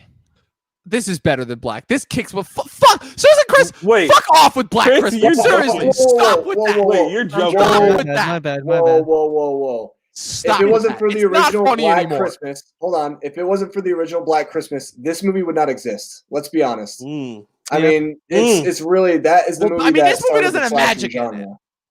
This movie doesn't have You think magic. in it. so? No. I'm not talking about the remake. I'm talking about the original Black Oh yeah. Christmas. Oh yeah. So The I keep, remake is I keep trash. forgetting the original didn't have magic in it. No, yeah, the new one is not even Black Christmas. It's garbage. It's one of the worst It's films garbage I've ever seen in my CW life. bullshit. Do you actually like the old one, Nick? I've only ever I seen the love new it. The I old one I've love heard it. is good. The old one's amazing. I've heard that the original Black Christmas was trash. No, It might be revolutionary, but the film itself, I hear that it's not. No, I disagree with great. whoever. Okay. whoever I haven't told you seen that. it, so I can't really speak on it. But Yeah, okay.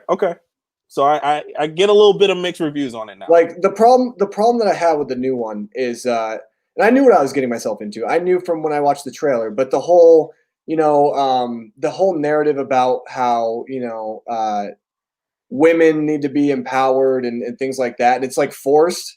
The thing is, the original movie had women being empowered, and it didn't feel forced at all. Yeah, So, because it was probably I like don't the 70s Like, or 80s, and they didn't need to but- shove that message down yeah, your throat every. but here's the 3 seconds. thing. Yeah, I do think that the remake did do that. But I honestly had a fun time with the remake. I hate it. I absolutely know hate a the lot of movie. people hate it because there was a political message kind of like forced, but I don't know, something about it I enjoyed. I enjoyed my time with the film, but more so the people I saw it with and hung out with afterwards rather than the film itself. So, Okay. but okay. it created Makes a sense. good evening, I will say. Yeah. Chamomile tea came back. Even that came back. I love the. Did she say the line yet where she's like, "I'm a really bad therapist. He's allergic." Then he falls backwards. The classic. The classic falling out of the window villain death. Did she say, "I'm a really bad therapist"? That's a great line. I love how Dale's still trying to save him. Right? Yeah, the Black Christmas remake though. Honestly, dude, that movie is so trash. That movie is awful. It's funny. I was watching it and there was like only like 5 or 6 people in the theater, and there was like these 3 kids that were. Oh, there were behind a me. lot of people in our theater, weren't there, Chris? And what's funny is the movie got done. This kid gets up and this kid goes, "That was a good movie." And I was like, "What movie were you watching?" Like that's literally the first thing that came to my head. I was like, "That movie sucked." Oh, Like, that reminds me. it was so bad. Chris, Fun fact, a little Chris, director appearance in the film right now is the cameraman. Chris, do you remember the do you remember what one kid's response after we saw Rise of Skywalker was? Oh yeah. Yeah, you remember. I remember after I saw Spider-Man Far From Home and there was the post-credits scene, and some kid in my theater was like, "Is there gonna be a Nick Fury movie?" And I'm like, this is what the internet has given us as far as movies go. Hey, I'm they're like, making I'm like, aren't this they is- making I'm like- a Disney Plus show? They next year? are. Disney Plus show? Hey, that kid, let me tell you something. That That kid kid wasn't was- wrong. That kid wasn't wrong. He wasn't wrong. That kid was not too wrong. They're making a Nick Fury Disney Plus show. Oh gosh, I don't Hey, know. Knowing I that, don't- it's probably going to be great. So I'm not even going I to don't say know, anything. maybe. I don't know, man. I will say this.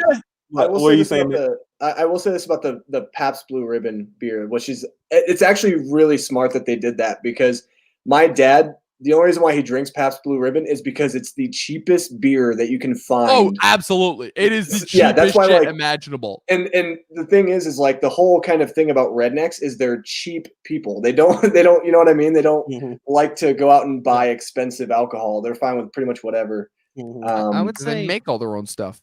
Keystone's got to be a little cheaper, right? Or Natty Light. Between the two. I feel like PBR is like the champagne of cheap beers. Let's be honest. PBR, the champagne of cheap beers. I was just kidding. That actually was a good point, Nick. Oh, and then they go bowling. And then she's totally cool, even though all her friends are dead. Right.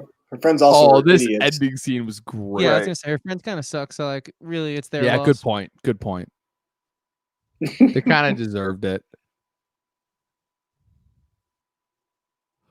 I love how they're setting us up that like all the people in the background here are like hot girls. He's like, whatever you do, just be yourself. Oh boy. Like, this movie's last minute reminder that it's like, yeah. Stranger boy, what up?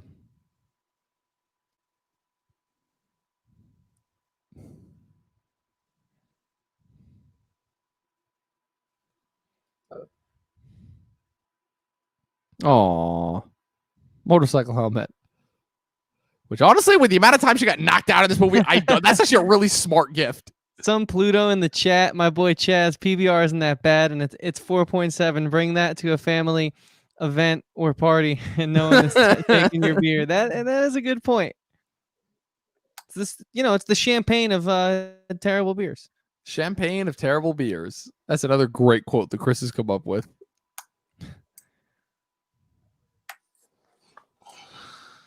That's an amazing set of bowling fingers. Right. Oh, man. And Dale finally scores.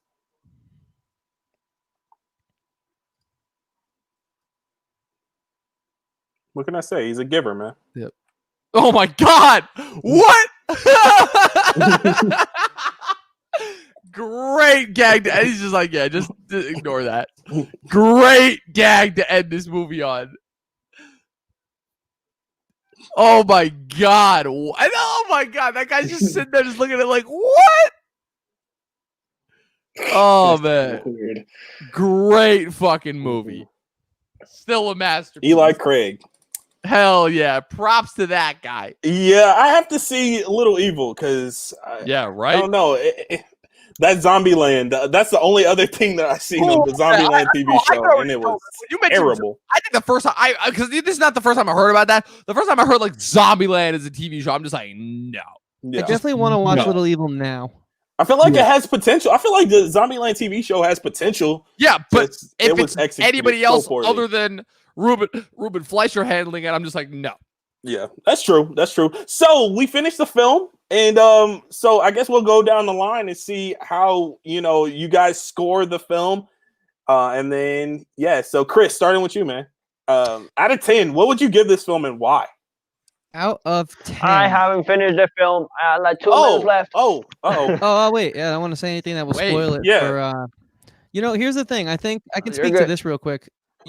I do want to go watch Little Evil now, and I didn't before I watched this movie with the group of people. Mm-hmm. Okay. So there might be something there, at least for me, that sort of changed my opinion. And I don't want to give my true final thoughts on this film yet, but everything, yeah. Spoiler alert. I'm at the hospital scene right now where the police already came. There was the news report, and he's at the hospital talking about the finger. Mm-hmm. I guess I'm almost done. Yeah, it's almost finished. You're like right there. You're pretty much done. Damn, Jay's I don't know what happened. Did it lag or something? It kept lagging, especially it kicked me out of the live stream 2 times. So the second time it took me like, oh man, my bad, guys. No, I was having a little bit of technical difficulties too. So no worries, man. No worries. But yeah, and I had a couple of questions after we go down the line too. But yeah. So I mean, I really enjoyed it. Like I've seen this film so many times. But I enjoyed it so much with you guys as well. Yeah, this is a good movie to watch with friends. It is. It definitely is. Get some good laughs in, get some good discussions for sure. Yeah. For sure. And it's No quick, one too. comes up. Again, a solid, 82, 83 minutes? That's impressive. It is. I think so, too. Especially, with what they do. Now, on this, the bonus features you watched, I am curious, was it so short just by the nature of the creative process, or was it just like we only have $5 million to make this movie, so we better cut all the fat out and really? They didn't say anything about that. They really just said Gotcha. everything that they said was positive about the film. They were just saying how much fun it was to make. Just kind of talked about the explosions, about the kills, about just everything was positive. So I don't think they didn't want to talk about the budget. I want to know what they did. I want to know what they did for the B scene, because obviously they only probably had enough CG. They didn't say that. They didn't talk about the one B scene where the one's very obviously CGB crawls in the guy's head, and that was probably the entirety of their effects budget. Yeah, they didn't. Ken of Mid-Level Media just joined the chat, and of course, he's asking if he's late enough, or does he need to come back every time? Yeah, I'm sorry. What did he the say? Movie he wants to know, Dom, is he late enough, or does he need to come back? No, tell him he is just late enough. Yeah, that's what I would say. Yeah, AJ, he literally always joins yeah. Hey guys, catch you next stream. I know appreciate it. the support though. He makes it a point. Yeah, I love that he comes in. Period, because he didn't have to come in at all. No. It's kind of the running joke. So I appreciate him being cognizant of that with his At comment least there. he's aware of it. If he wasn't aware of it, that might be funnier. But he is totally aware of it. Yeah, he's got family and kids, and he's got his own channel and stuff. So I know he's a busy dude. Yeah. It's a good running gag that we got going on. I enjoy it very much. Good to see you, Ken. I like how they are ignoring everything, every death that happened. I'll be inside. You're right. Or something. Yep, very true. She's just cool with all of her friends. Yeah, they're just chilling in the bowling alley. Yep, just hanging out. That's the type of film this is, though. Like I said, you have to be very forgiving with a lot of this stuff because of the subject matter. Props to the cities of Calgary, Cochrane, Edmonton, and a bunch of other people. I will say this: when it comes to that, her being okay with her friends being dead, a lot of that has to do with also the slasher genre because it's totally a trope. Because how many times have we seen that where and I will say this: I love Halloween. It's, again, my favorite horror movie of all time. But even after that movie concludes, it's almost like Laurie's just okay, my friends are dead. Yeah. And I'm alive, so I'm okay. Yep. You know what I mean? Yeah. It's like that every time. Yep. No, I'm totally with you on that. Again, it's another reason why I think that Halloween is the most overrated horror movie of all time. I'm done with the film. I don't know if something... No, this is Marvel. No? Yeah, as soon as it hits the credits. Yeah, we're good. Yeah. All right. So, Chris... starting with you, out of 10, what would you score it and why? Oh, you're muted. You're muted. I was muted, but now I'm not. And so I can give you my score. I would give this a 7.5 out of 10. That's pretty solid. Here's why. I think you got to be in the right headspace to watch this film.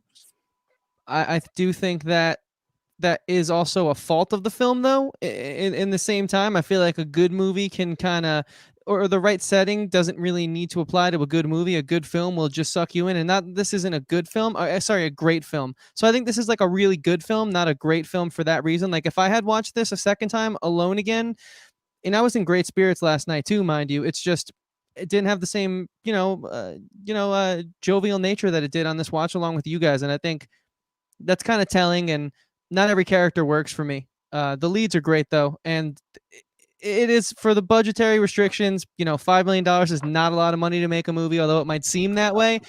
This movie has so many more positives than negatives, but it does have some negatives, so that's why I'm giving it the 7.5 out of 10. Understood. Dom, the movie nerd. Oh no! Please save me for last. Fine. Oh, okay, whatever. all right. No, I'll do it. I'll do it. Fine. Okay. I'll take that bullet. I'll get mine out of the way. This movie's a fucking masterpiece. To quote my own Letterboxd review that I wrote, Cabin in the Woods before Cabin in the Woods. This movie's brilliant. Few minor things don't particularly hold up, but as far as this film's deconstruction of horror tropes go, this is as A+ as it gets. I love that this movie almost made a statement about judging hillbillies too badly. That's just how lovable Tyler Bean and Alan Tudyk are in these parts. Why is this movie not talked about in horror deconstruction classes? Seriously, why? My teacher in my horror deconstruction class spent like fucking 8 weeks talking about slashers and Halloween. And as much as I enjoyed the Cabin in the Woods segment, we didn't spend enough time, but she spent so much goddamn time talking about Halloween and even give us bonus credit if we went to see the new Halloween movie. I'm like, why? Why could we not have talked about this movie? Yeah, that's right, Ken. Halloween fucking is overrated. Yeah, I said it. I can't believe this. Get used to it. You guys are about to see a whole new level of me when we get to it next week. I'm about to burn that motherfucker to the ground. This is the same guy that says Interstellar, but Inception is overrated. Fuck Inception. But anyways, Tucker and Dale vs. Evil, masterpiece. 9.5 out of 10 stars. Okay, 9.5. Okay. 9.5. Film X. Well, AJ, you know my takes are a little weird. And I'm not into much comedy, but I remember I gave Jumanji The Next Level, which is my least favorite one, at 7.3. So I will score this one at 7.1. So it's really close. And it's right there in my Jello area score, which is an average, a little bit good, enjoyable film. I don't feel like this is a movie that would live through me through the ages, but it's a solid average film. So yeah, 7.1 for me. That's not too low. No, it's decent. It's a decent score. Yeah, it's decent.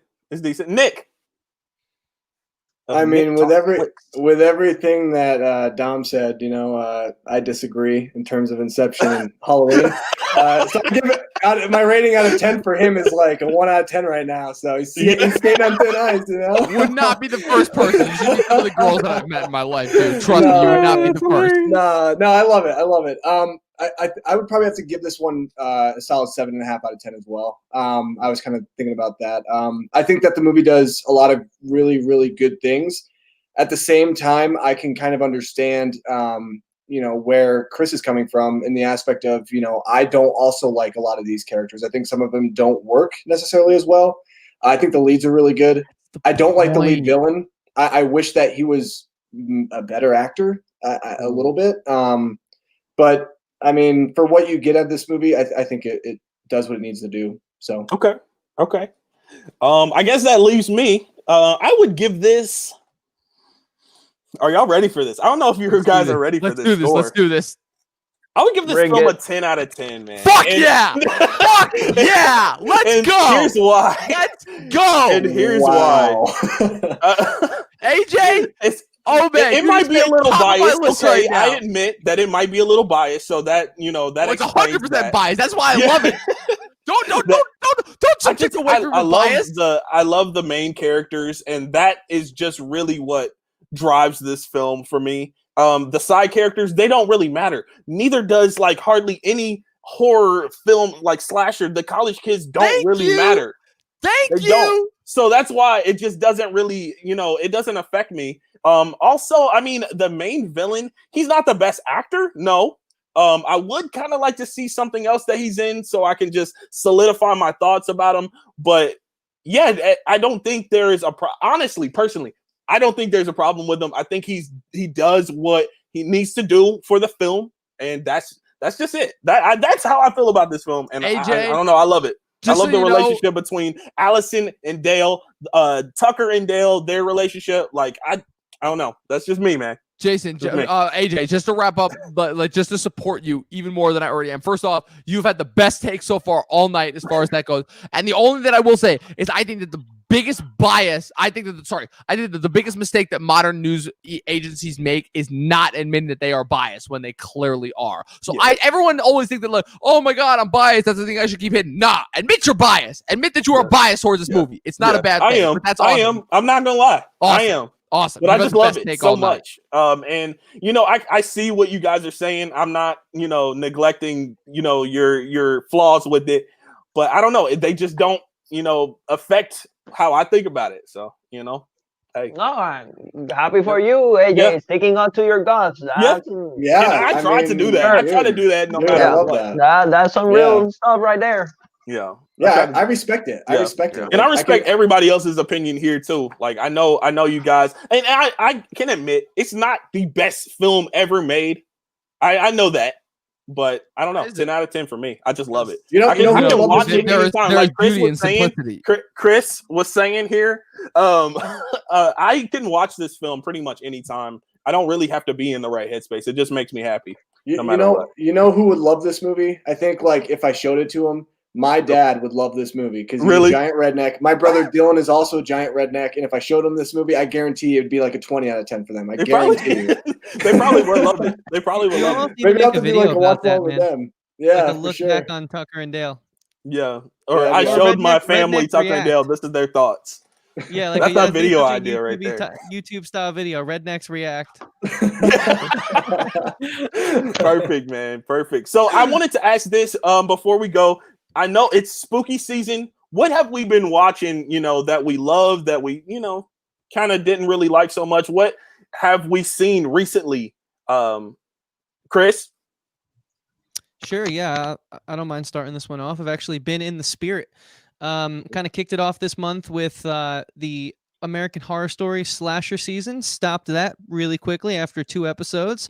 Wait, what season? What? The last 84? season, 1984. 84. Yeah. Okay.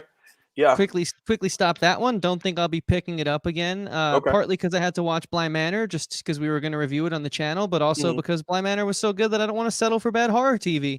And then on the film side of things, I watched The Babysitter the other night as per a recommendation by Dom, and that movie is criminally underrated. Sure, it's not a perfect film. AJ, your 10 out of 10 is my 10 out of 10. Just apply that to The Babysitter. Okay. So for the same reasons you feel, like I'm not a psychopath. I know it's not like a crowning achievement of cinema, but it's great, as well as his host, Shudder's original, which I think you guys really got to check out, especially in this time. Yes, sorry. If it's ever going to resonate. Yeah, exactly. I just picked up Shudder. I'm loving it. And don't go watch the Shudder app. Is that what the Shudder app? Yeah. Oh, yeah. Host, I will say just real quick. I watched Host months ago when it first came out because everyone talked about it. That movie is probably the best horror film of the year. I think it's so. It is good. A lot of people need to watch it. It's really good. Dude, I was literally terrified. I was like, "Oh my god! Like, how are they creating this suspense with this type of film?" Man! And what's amazing is those guys who the guy who directed it and a lot of the guys who were on the writing team, they signed a 4 or 5 picture deal with Blumhouse. Which is amazing. Wow. That's awesome. That's dope. That's usually either a really good or a really bad sign. No. I'm hoping that it's a good sign. It's a good sign because that's great. I read about that a little bit because I really liked this film, and they had a short apparently that hit the internet, and then Shudder approached them and was like, "Hey, would you be able to make this a feature length?" And they were like, "Dude, we have stuff ready to go." So that must be what it is. These guys probably have stuff in the bag that's airtight, because that was an airtight film. Again, don't watch The Witch. Terrible. Zemeckis, I think, is losing it. The Witches, right? The Witches. You got to differentiate, because The Witch by Robert Eggers is a masterpiece. Well, Witches by Robert Zemeckis. Real quick, I hate grammar. Anyways, I hogged enough of that. What's up, man? What have you been watching? Me? Yeah, Nick was saying something. You were right in the middle of something. Yeah, I was just gonna say, when it comes to host, another thing that's really cool. I follow the guys on Twitter, and if you actually tweet about host, they will literally retweet your stuff, which is cool. But they are huge movie buffs. So they just seem like the type of guys that if they didn't make films, they would be the ones doing YouTube videos talking about movies and stuff. They're like Quentin Tarantino and Kevin Smith. Those guys said that if they were born a decade later, they would be doing podcasts, not making movies. Yeah, exactly. So Dom, what you been watching? What's new? Unfortunately, because Halloween has kind of been lost on me, and the whole idea of the spooky season has kind of been lost on me on the last couple months. I've kind of just been doing my thing and just been watching movies. But as far as my overall log of movies goes, I've actually been really fortunate as far as keeping track of festival movies, and I've been paying the $15 and watching it. And so as far as recent movies that I've watched, since I watched Tucker and Dale vs. Evil for the first time, I watched Reindeer Games with Ben Affleck for the first time, which sucked. I watched Princess Mononoke, which is a 5-star masterpiece. I watched Oh Brother, Where Art Thou, which is a criminally underrated and underwatched Coen Brothers movie, which is amazing. Candyman, which you guys know my thoughts on that. Nomadland, which was one of the festival movies that dropped this year, which is amazing. I highly, highly recommend. Trial of Chicago 7, which is right on Netflix. High Fidelity, which sucked. I don't understand why people like that movie. That movie was like the worst. Oh, the movie, not the show. The movie, not the show. The movie. And that movie is like if there was a movie made about starring John Cusack as Ted Mosby. I'm not even kidding. And it's awful because I think Ted Mosby is one of the worst sitcom characters ever created. Minari, which is another incredible festival movie, very slow, but incredible, starring Stephen Yeun from The Walking Dead, who actually gets to use his his native language after burning, and it's great. And then, like I said, just today, I watched both Borat movies back to back. And those are just the things that I've been watching recently. Okay. Cool. Film X. What you been watching, man? Recently, I've seen the Welcome to Blumhouse. I have one more film to go. I'll be reviewing those. Which one did you see? Thanks to you. I've seen Evil Eye. I saw it today. I'll probably watch Black Box a little bit later. Okay. I saw The Lie and I saw Nocturne. And the only one that I remain to see is Black Box. Also, thanks to you and Talkin TV, I saw this one, which is a fresh film. I've never seen it. And Talkin TV last week had me for Candyman, which is a film I saw years ago. And after that, I've just been doing my own thing, just like watching a couple of stuff. And fun fact, I'm second watch along in a row that I scored the film the lowest. Yeah. Like right now, Chris and Nick were the closest one. They scored a 7.5. So I need to pick up my stuff. I mean, hey, that's got a high bar for movies. Never be ashamed of that. Never be ashamed of having a high bar for movies. Every movie should be fucking incredible, and the fact that most movies aren't is tragic. Very true. But like, my grading system is a little bit different, and I take into consideration not just the story. I've talked AJ about this in one of our lives. Like, I take in the colors of the movie, the music. Like, I take points away, and I do my own thing. So yeah, I not just he do has it a all. whole system. Yeah, it's very elaborate for scoring. But I will not disappoint on the Halloween score next week, guys. So don't worry. Yeah, I'm looking forward to that. I don't know about Remember, that. be in costume. Yeah. Be in costume. Yes, I might have the lowest score for that one. Oh, I probably will. And you guys will see, because my costume, I'm going to have a whole take on that ready to go. Nick, what have you been watching, man? Yeah, so I've been doing I've been doing 31 Days of October. Horror is my favorite genre, nice. Along with sci-fi. So I love this time of year. I've been trying to watch like a lot of new films, ones that I've missed. Same. A lot of like the newer films like Trial of the Chicago 7, Borat 2, which believe me, I want to watch Borat 2 more than anything because I love the first one. I will watch those movies, but I'm trying to kind of dedicate myself to just horror right now. I watched probably the best horror film that has actually terrified me probably ever. I think Halloween is still better, but it's probably one of my favorite movies of all time now, and it's The Babadook. Oh yeah, that movie is amazing. Great fucking movie. What's that? What'd you say? That's probably why you couldn't sleep last night. Yo, no, right? No. I watched it a week ago, and here's the thing: horror movies, and I love horror, but like, there's a lot of garbage horror films. What The Babadook does just terrified me. Absolutely, really? Like, I literally had to pause it every 15 minutes once kind of the actual tension starts. And I had to step away for 15 minutes and just kind of kind of like air everything down, like kind of decompress. I've seen Babadook. I've seen Babadook like 3 times. None of those times bothered me at all. Dude, it's amazing. I've seen it. It's a fine film, but I think honestly, it wasn't my favorite. It wasn't my favorite. If I would rate Babadook out of 10, I would say 7. I would say 7, man. It's low. Okay. It's lower. Okay. I was scoring lower than you, AJ. So what is it, man, for you? Like a 5 out of 10. Wow. Probably even lower. Like I just saw one film, man. And I could never get into it again. But I'm glad that you enjoyed it, man. Yeah. Like, that's good for you, Nick. And I'm mad respect. Like we say, we all have different tastes. This is what makes the community as it is. Like, we all share our different opinions and stuff. True. Yeah, so I watched that. I watched some other ones like Green Room, which is pretty good. Okay. Interesting. I think that one's Anton overrated. Yelchin? But not as good as. I agree with you, Dom. I heard a lot of things about that movie, and when I watched it, I was like, it was good, but it wasn't amazing. It wasn't. That great. was so. It's funny. That was one of 3 movies that I heard about in 2016 that I'm like, I'm interested that for as low a budget as these are, and for like as indie as these are getting a lot of mainstream recognition. And that was Green Room, The Witch, and The Lobster. Green Room was the first one I watched. I'm like, this movie sucks, and I don't get why people like this movie, but especially because that movie was like the first big different type of Patrick Stewart variety. And Patrick Stewart is arguably the worst part about that movie. Then the second movie that I watched was The Witch, and The Witch is a goddamn fucking masterpiece.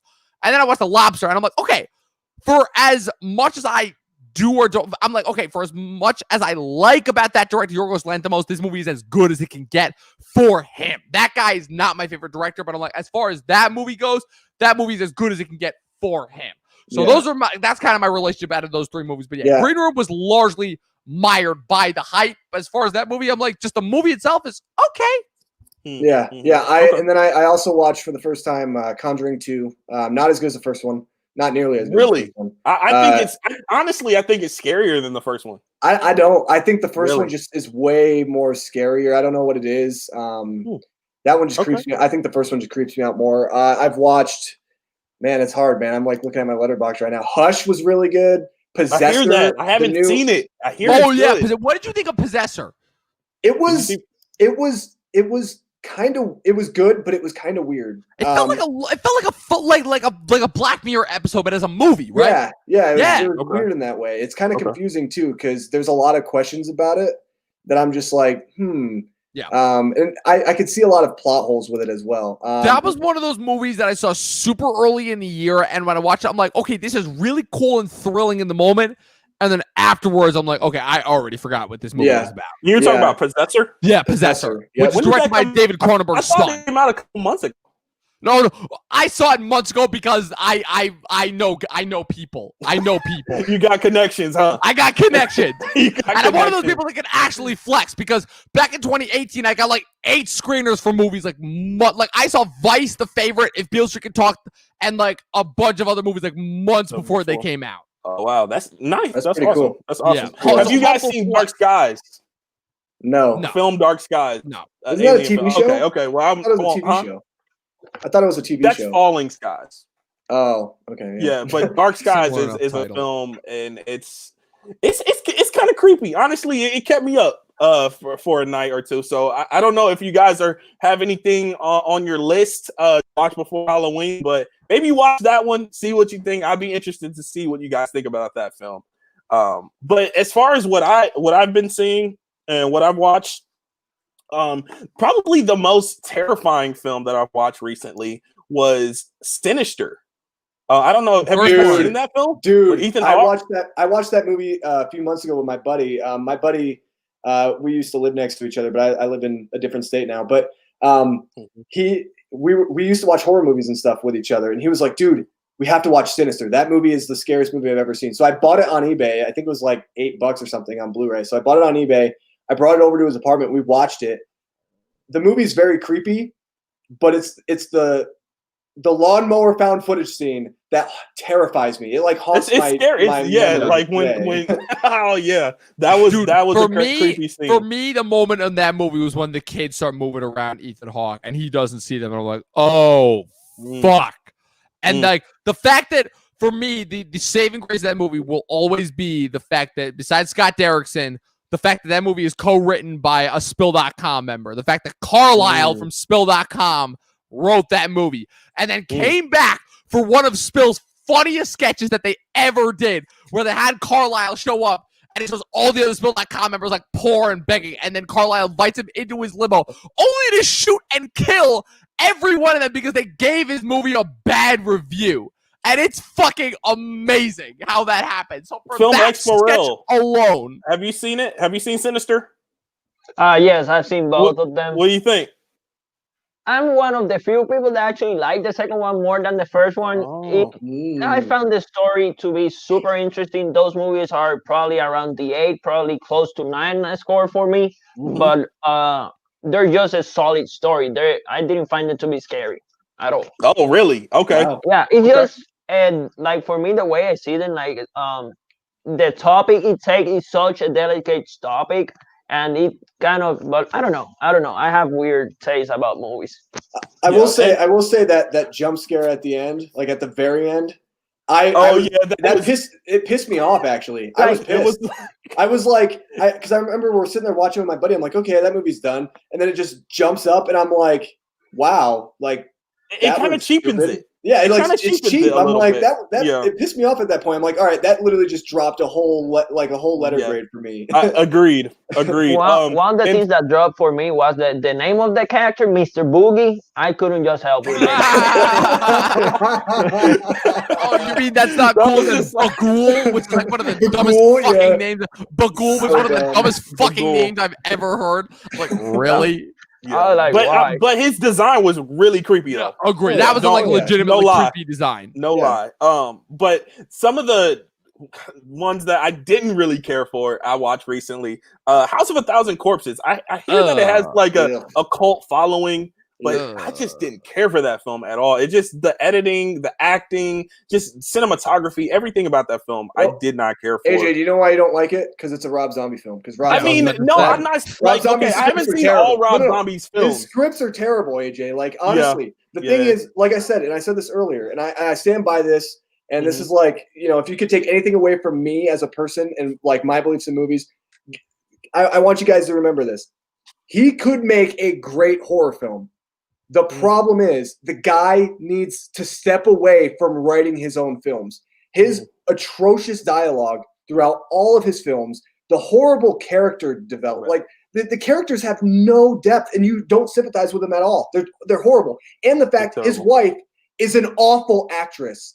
Okay, if you step away from those things, let someone come in, write your film, I think he can make one of the best horror films of all time. But the problem is the dude steps in his own way because he thinks he's just like the greatest thing since sliced bread. I don't know. It's so wonder funny. if he will ever make a film. He'll direct a film that he hasn't written. It's so funny because again, not to throw screen. One tidbit before you go. I was in a hardcore band for years, right? So I was all around the heavy metal world and all that stuff. I've never met anyone who likes his music. Yeah. Never met anyone who likes his music. Country and hardcore band. Never met anyone. What I was going to say is, as far as the screenwriting aspect goes, funny, though. it's so interesting because one of the points that one of my screenwriting professors brought up is that directors should not write their own scripts. And it's so funny because, again, some of the more successful directors we know write a lot of their own scripts. Martin Scorsese, Woody Allen, Quentin Tarantino, Chris Nolan, Ari Aster, most recently, depending on how you view him. And it's so funny because as much as we like a lot of those guys, I'm like, wouldn't it be interesting? Because a lot of those guys, I feel like, are directors first. Very rarely are they writers first. And I'm like, because when you look at a guy like Spielberg doesn't write his own scripts. Lucas does write his own scripts, and we see how that turned out with the Star Wars prequels. But like Kubrick, who is regarded as a master, Kubrick never wrote his own scripts. So I just always think it would be interesting. I'm like, what if these guys actually went and directed other people's scripts or sent their scripts off to be directed by other people? Because a lot of people don't remember this, but Quentin Tarantino has 2 scripts that were not directed by him. That being True Romance, directed by Tony Scott, and Natural Born Killers, directed by Oliver Stone. Those movies are not Tarantino movies at all, obviously, and there's a reason why Tarantino scripts are only regarded as Tarantino movies, the movies that he directed, that is. But I just feel like it would be interesting to see. And as far as Ari Aster goes, I'm like, Ari Aster was a guy that needs to stick to either just writing or just directing. But as far as and directing, really, oh my God, Ari Aster to me. Here's the thing. I think he is the most overhyped director on the scene. Thank you. I have seen the most overhyped new director. Hereditary. When that movie came out, everyone was like, "This is the scariest film since The Exorcist." I watched it. I can tell you right now, there's moments of greatness, but it's a very boring film, and I think that the movie is not that good. Dude, I think it's good. I think it's good, but I don't think it's that great, and that's my hot take. I know. Dude, Midsommar. I watched that in theaters. What a disappointment! I walked out and I was like, "That film sucked." I'm hearing a lot of people I really say that hated recently. Dude, first of all, 2/3 into the way they're into Hereditary, I was like, okay, the vibe that this is getting is good, but I need to know where this story is going. This story needs to pay off in its third act for this to work. And by the third act, I was dying laughing. I'm like, Toni Collette is Spider-Maning all over the walls. I can't take this shit seriously. And Midsommar, Chris can tell you this because he was in theaters with me. I fell asleep for like 20 minutes of that movie. And it was still going. Exactly. Dude, I'm telling you, the minute that those old people jumped off the cliff, I'm like, fuck this movie. The first 10 minutes of that movie are the only compelling parts of that movie. The rest of that movie, I'm like, fuck this movie. I know exactly where this is going, and it is not suspenseful at all. Because the most hilarious part is the fact that that movie shoots itself in the foot. But the fact that what is it that makes so many horror movies suspenseful? The fact that they take place in the dark. And that movie shoots itself in the foot by having the entire movie take place in a bright light. And it's still a slasher cult movie. Fuck Midsommar. Here's the problem. Here's the problem with Ari Aster, and I've seen his short film as well. For those of you who haven't seen his short film, it's on YouTube. It's called Strange Thing About the Johnsons. I actually think it's his best work, honestly, to be completely honest, because I think that movie works in a different way than like Midsommar and Hereditary. The problem I think that a lot of people have that they confuse with, and I'm not saying everybody does this, but from what I've seen, like of the people who are like, Hereditary is the greatest horror movie, it's a masterpiece, blah, blah, blah. I think the biggest problem that people have is they confuse shock with actual scares. You're right. The problem with Ari Aster is he just shocks you. I mean, literally Hereditary, and I don't know if anybody hasn't seen it here, but spoiler alert, the little girl, she gets her head taken off by a pole. That didn't scare me. It just stayed in my brain because of how shocking it was. That's it. But he did his job. It stayed in your head. Yeah, but it didn't scare me. It didn't scare me. That's what I'm trying to say. No, I'm glad you brought that up because apropos to that, I was almost asleep for that movie until she gets her head chopped off, and then I'm like, whoa, now I'm awake. Right, and then I'm about to fall asleep again throughout the rest of the movie, and as the movie goes on, I'm like, okay, but I'm bored. Oh, okay, some exorcism stuff, and then she reads the book that basically tells you the whole story, and then you don't know if the kid's getting possessed or I don't fucking care. I'm like, by that point, the girl getting her head chopped off, I'm like, that part is already so far behind me. I'm like, I don't care. I don't care one bit. I also don't understand. I also don't understand his obsession with cults. I don't get it. Yeah, that's just probably I don't know. That's weird. That's just a him thing. I don't know. So then, by your guys' standards, now that we're oh, sorry, Film. Go ahead, bro. No, you're good. Go ahead, Chris. My bad. Yeah, no, I just kind of wanted to throw in sort of like a play devil's advocate to Nick and Dom here. I've only seen Midsommar. I enjoyed it for what it was. I teeter with that movie. Some days I love it, some days I don't. It's really weird. I can't explain it on this live stream. We'll be here all night. Relationship with that movie. What I do want to ask you guys is, for someone who hasn't seen Hereditary, it seems like people who are like us and really dissect these things because we just can't help ourselves. It's just what we do, right? We have issues with Ari as a director, but all of my normal friends who it's the water cooler film of the week, they praise him, man. Why do you think that is? Because he's a guy who seems like he's doing new things when he's really not. And he's really just using modern day film techniques on, honestly, if you break it down, really old school storytelling techniques that honestly he's kind of recycling and not originally at all. But because modern day water cooler people don't have memories that span past 2 days, they're going to think, oh, this is the most coolest original shit ever. He literally just remade Rosemary's Baby and Wicker Man. I mean, there's so many films that, take things from older films. I mean, I don't think that's that different than what other people are doing. I have a different take, and I kind of want to say this real quick so I don't lose this train of thought. Yeah. I think one of the big things, and this is for any genre, especially when it comes to like the mainstream popularity. For example, John Carpenter, very mainstream, right? People know he did Hereditary. Sorry, Halloween. He did Christine. He did They Live. He's done a ton of different films, especially in the a lot in the horror genre. I believe that a lot of people want to try to find the next John Carpenter, and I think that's why I think a lot of people gravitate towards him because he's the next big thing. that's kind of what they get in their mind. And so I think that maybe his films get a little overhyped because of that. And I think that we see that in a lot of different genres. I don't think it's just him. I think that there's other ones too. One director I love is Jordan Peele. I love Jordan Peele. Don't get me wrong. Do not get me wrong.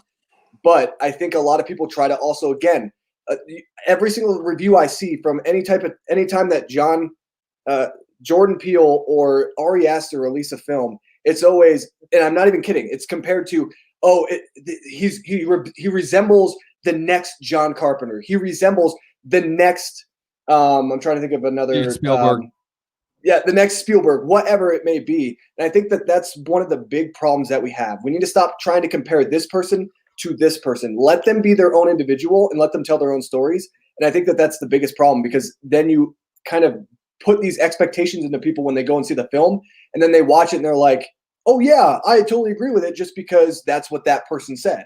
I don't know. That's kind of my take on it, is that people are trying to find the next big thing, and especially in horror too, because horror is a genre that's really gone off the rails. No, and Nick, that's actually a great point, because that's not even a new phenomenon. That happened 20 years ago with Shyamalan, and it's the reason why Shyamalan went from being one of the greatest up-and-coming filmmakers to being like the most widely known, kind of widely well-received worst directors today. Hit or miss. Because that newspaper article that basically compared him to the next Spielberg is the reason why he made Signs and The Village and The Lady in the Water as his next 3 movies after Unbreakable. Like, that's kind of like just like an always going to be a thing of where like the popular reception is all, and just like everything that goes around the artist is always going to affect the artist. But AJ, to kind of answer your point as far as like certain other directors pulling from other movies, yes, we know directors pull from other directors. It happens all the time. It's just a fact of art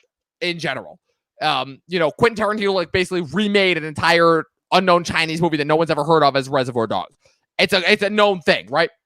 But the difference to me is that there was a difference between homage and straight up ripping off.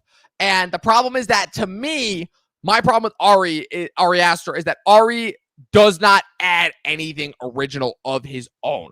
All that he does is borrow things that were done better in other movies, introduce a very amazingly well done cinematography method, and then just introduce moments of shock value. And you're talking about story-wise. Yes, it's the little girl getting her head chopped off in Hereditary. It's the 2 old people jumping off the cliff in Midsommar. It is both those moments. They're just little moments of shock value in order to wake the audience up, because it's a modern-day audience trying to react to like a movie that would have done very well in the 70s or 80s, but because it's today, in our cell phone, Twitter-obsessed mindset where we can't stay focused on anything for more than 3 seconds, and he just has to introduce something that's going to be shocking, because the rest of his movies are fucking long and boring, and there's nothing like really original or inventive about them. Yeah, that's the thing. That's the thing too. I wanted to kind of touch on that as well. The thing about Ari Aster as well, I get the feeling, especially Midsommar, I got this feeling that he truly believes of himself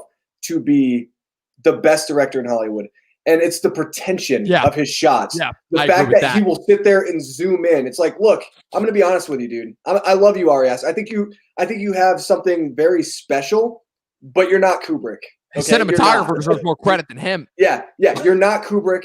I don't like the pretension. I don't like that. And I feel like a lot of directors think that, if I have a slow zoom into something or zoom out to something, then that's amazing art. I mean, people are going to claim it as a masterpiece, and that's not really how it works. I mean, I think that's the problem that I have with Midsommar more than anything. The pretension. I cannot stand that film.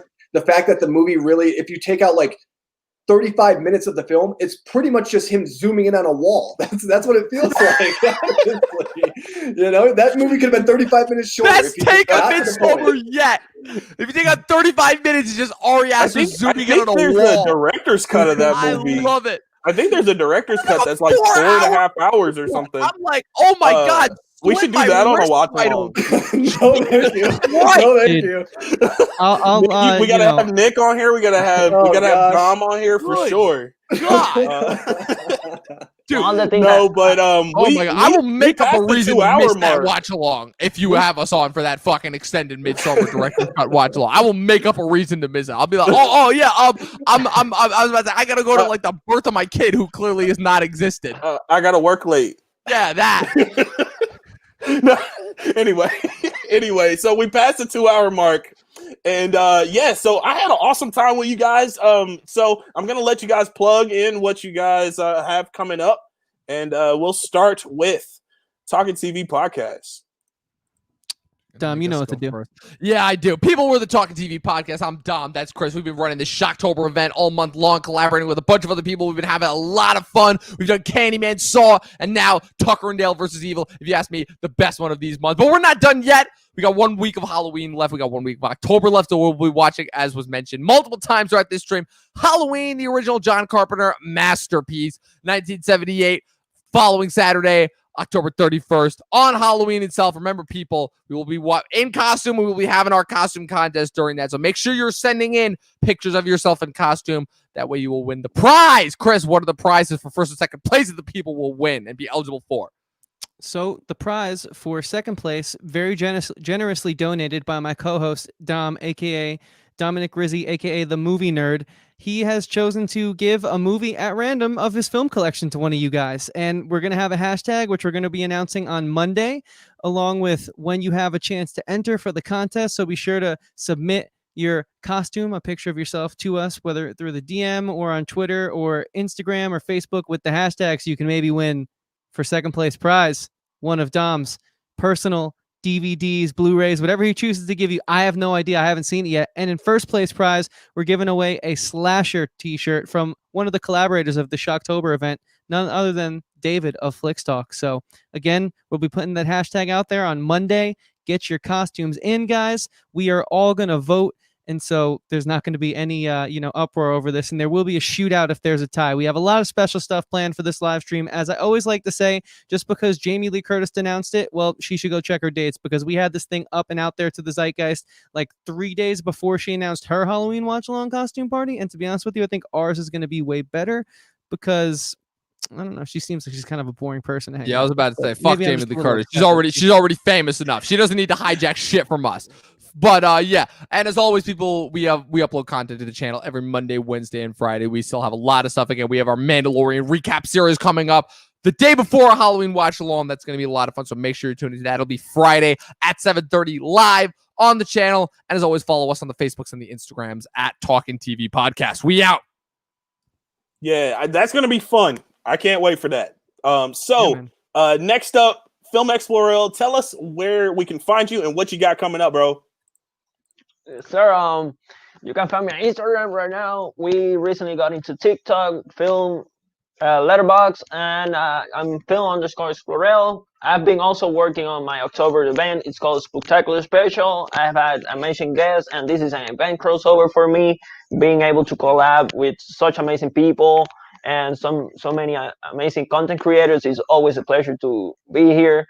And I also wanted to say I just had my 6 months anniversary from the page, and we're almost at 1,200 followers. So that's been remarkable, the feedback and everything. I appreciate all of you guys for the support and the opportunity you have given me. It's been amazing. Nice. And last but not least, Nick Talks Flicks. Yeah, you can find me at Nick Talks Flicks on YouTube. I also stream on Twitch, so you can go check me out there if you want. I'm also doing a October Halloween special where I've been doing basically a lot of rankings, a lot of, just me being able to watch horror movies and kind of talk about them.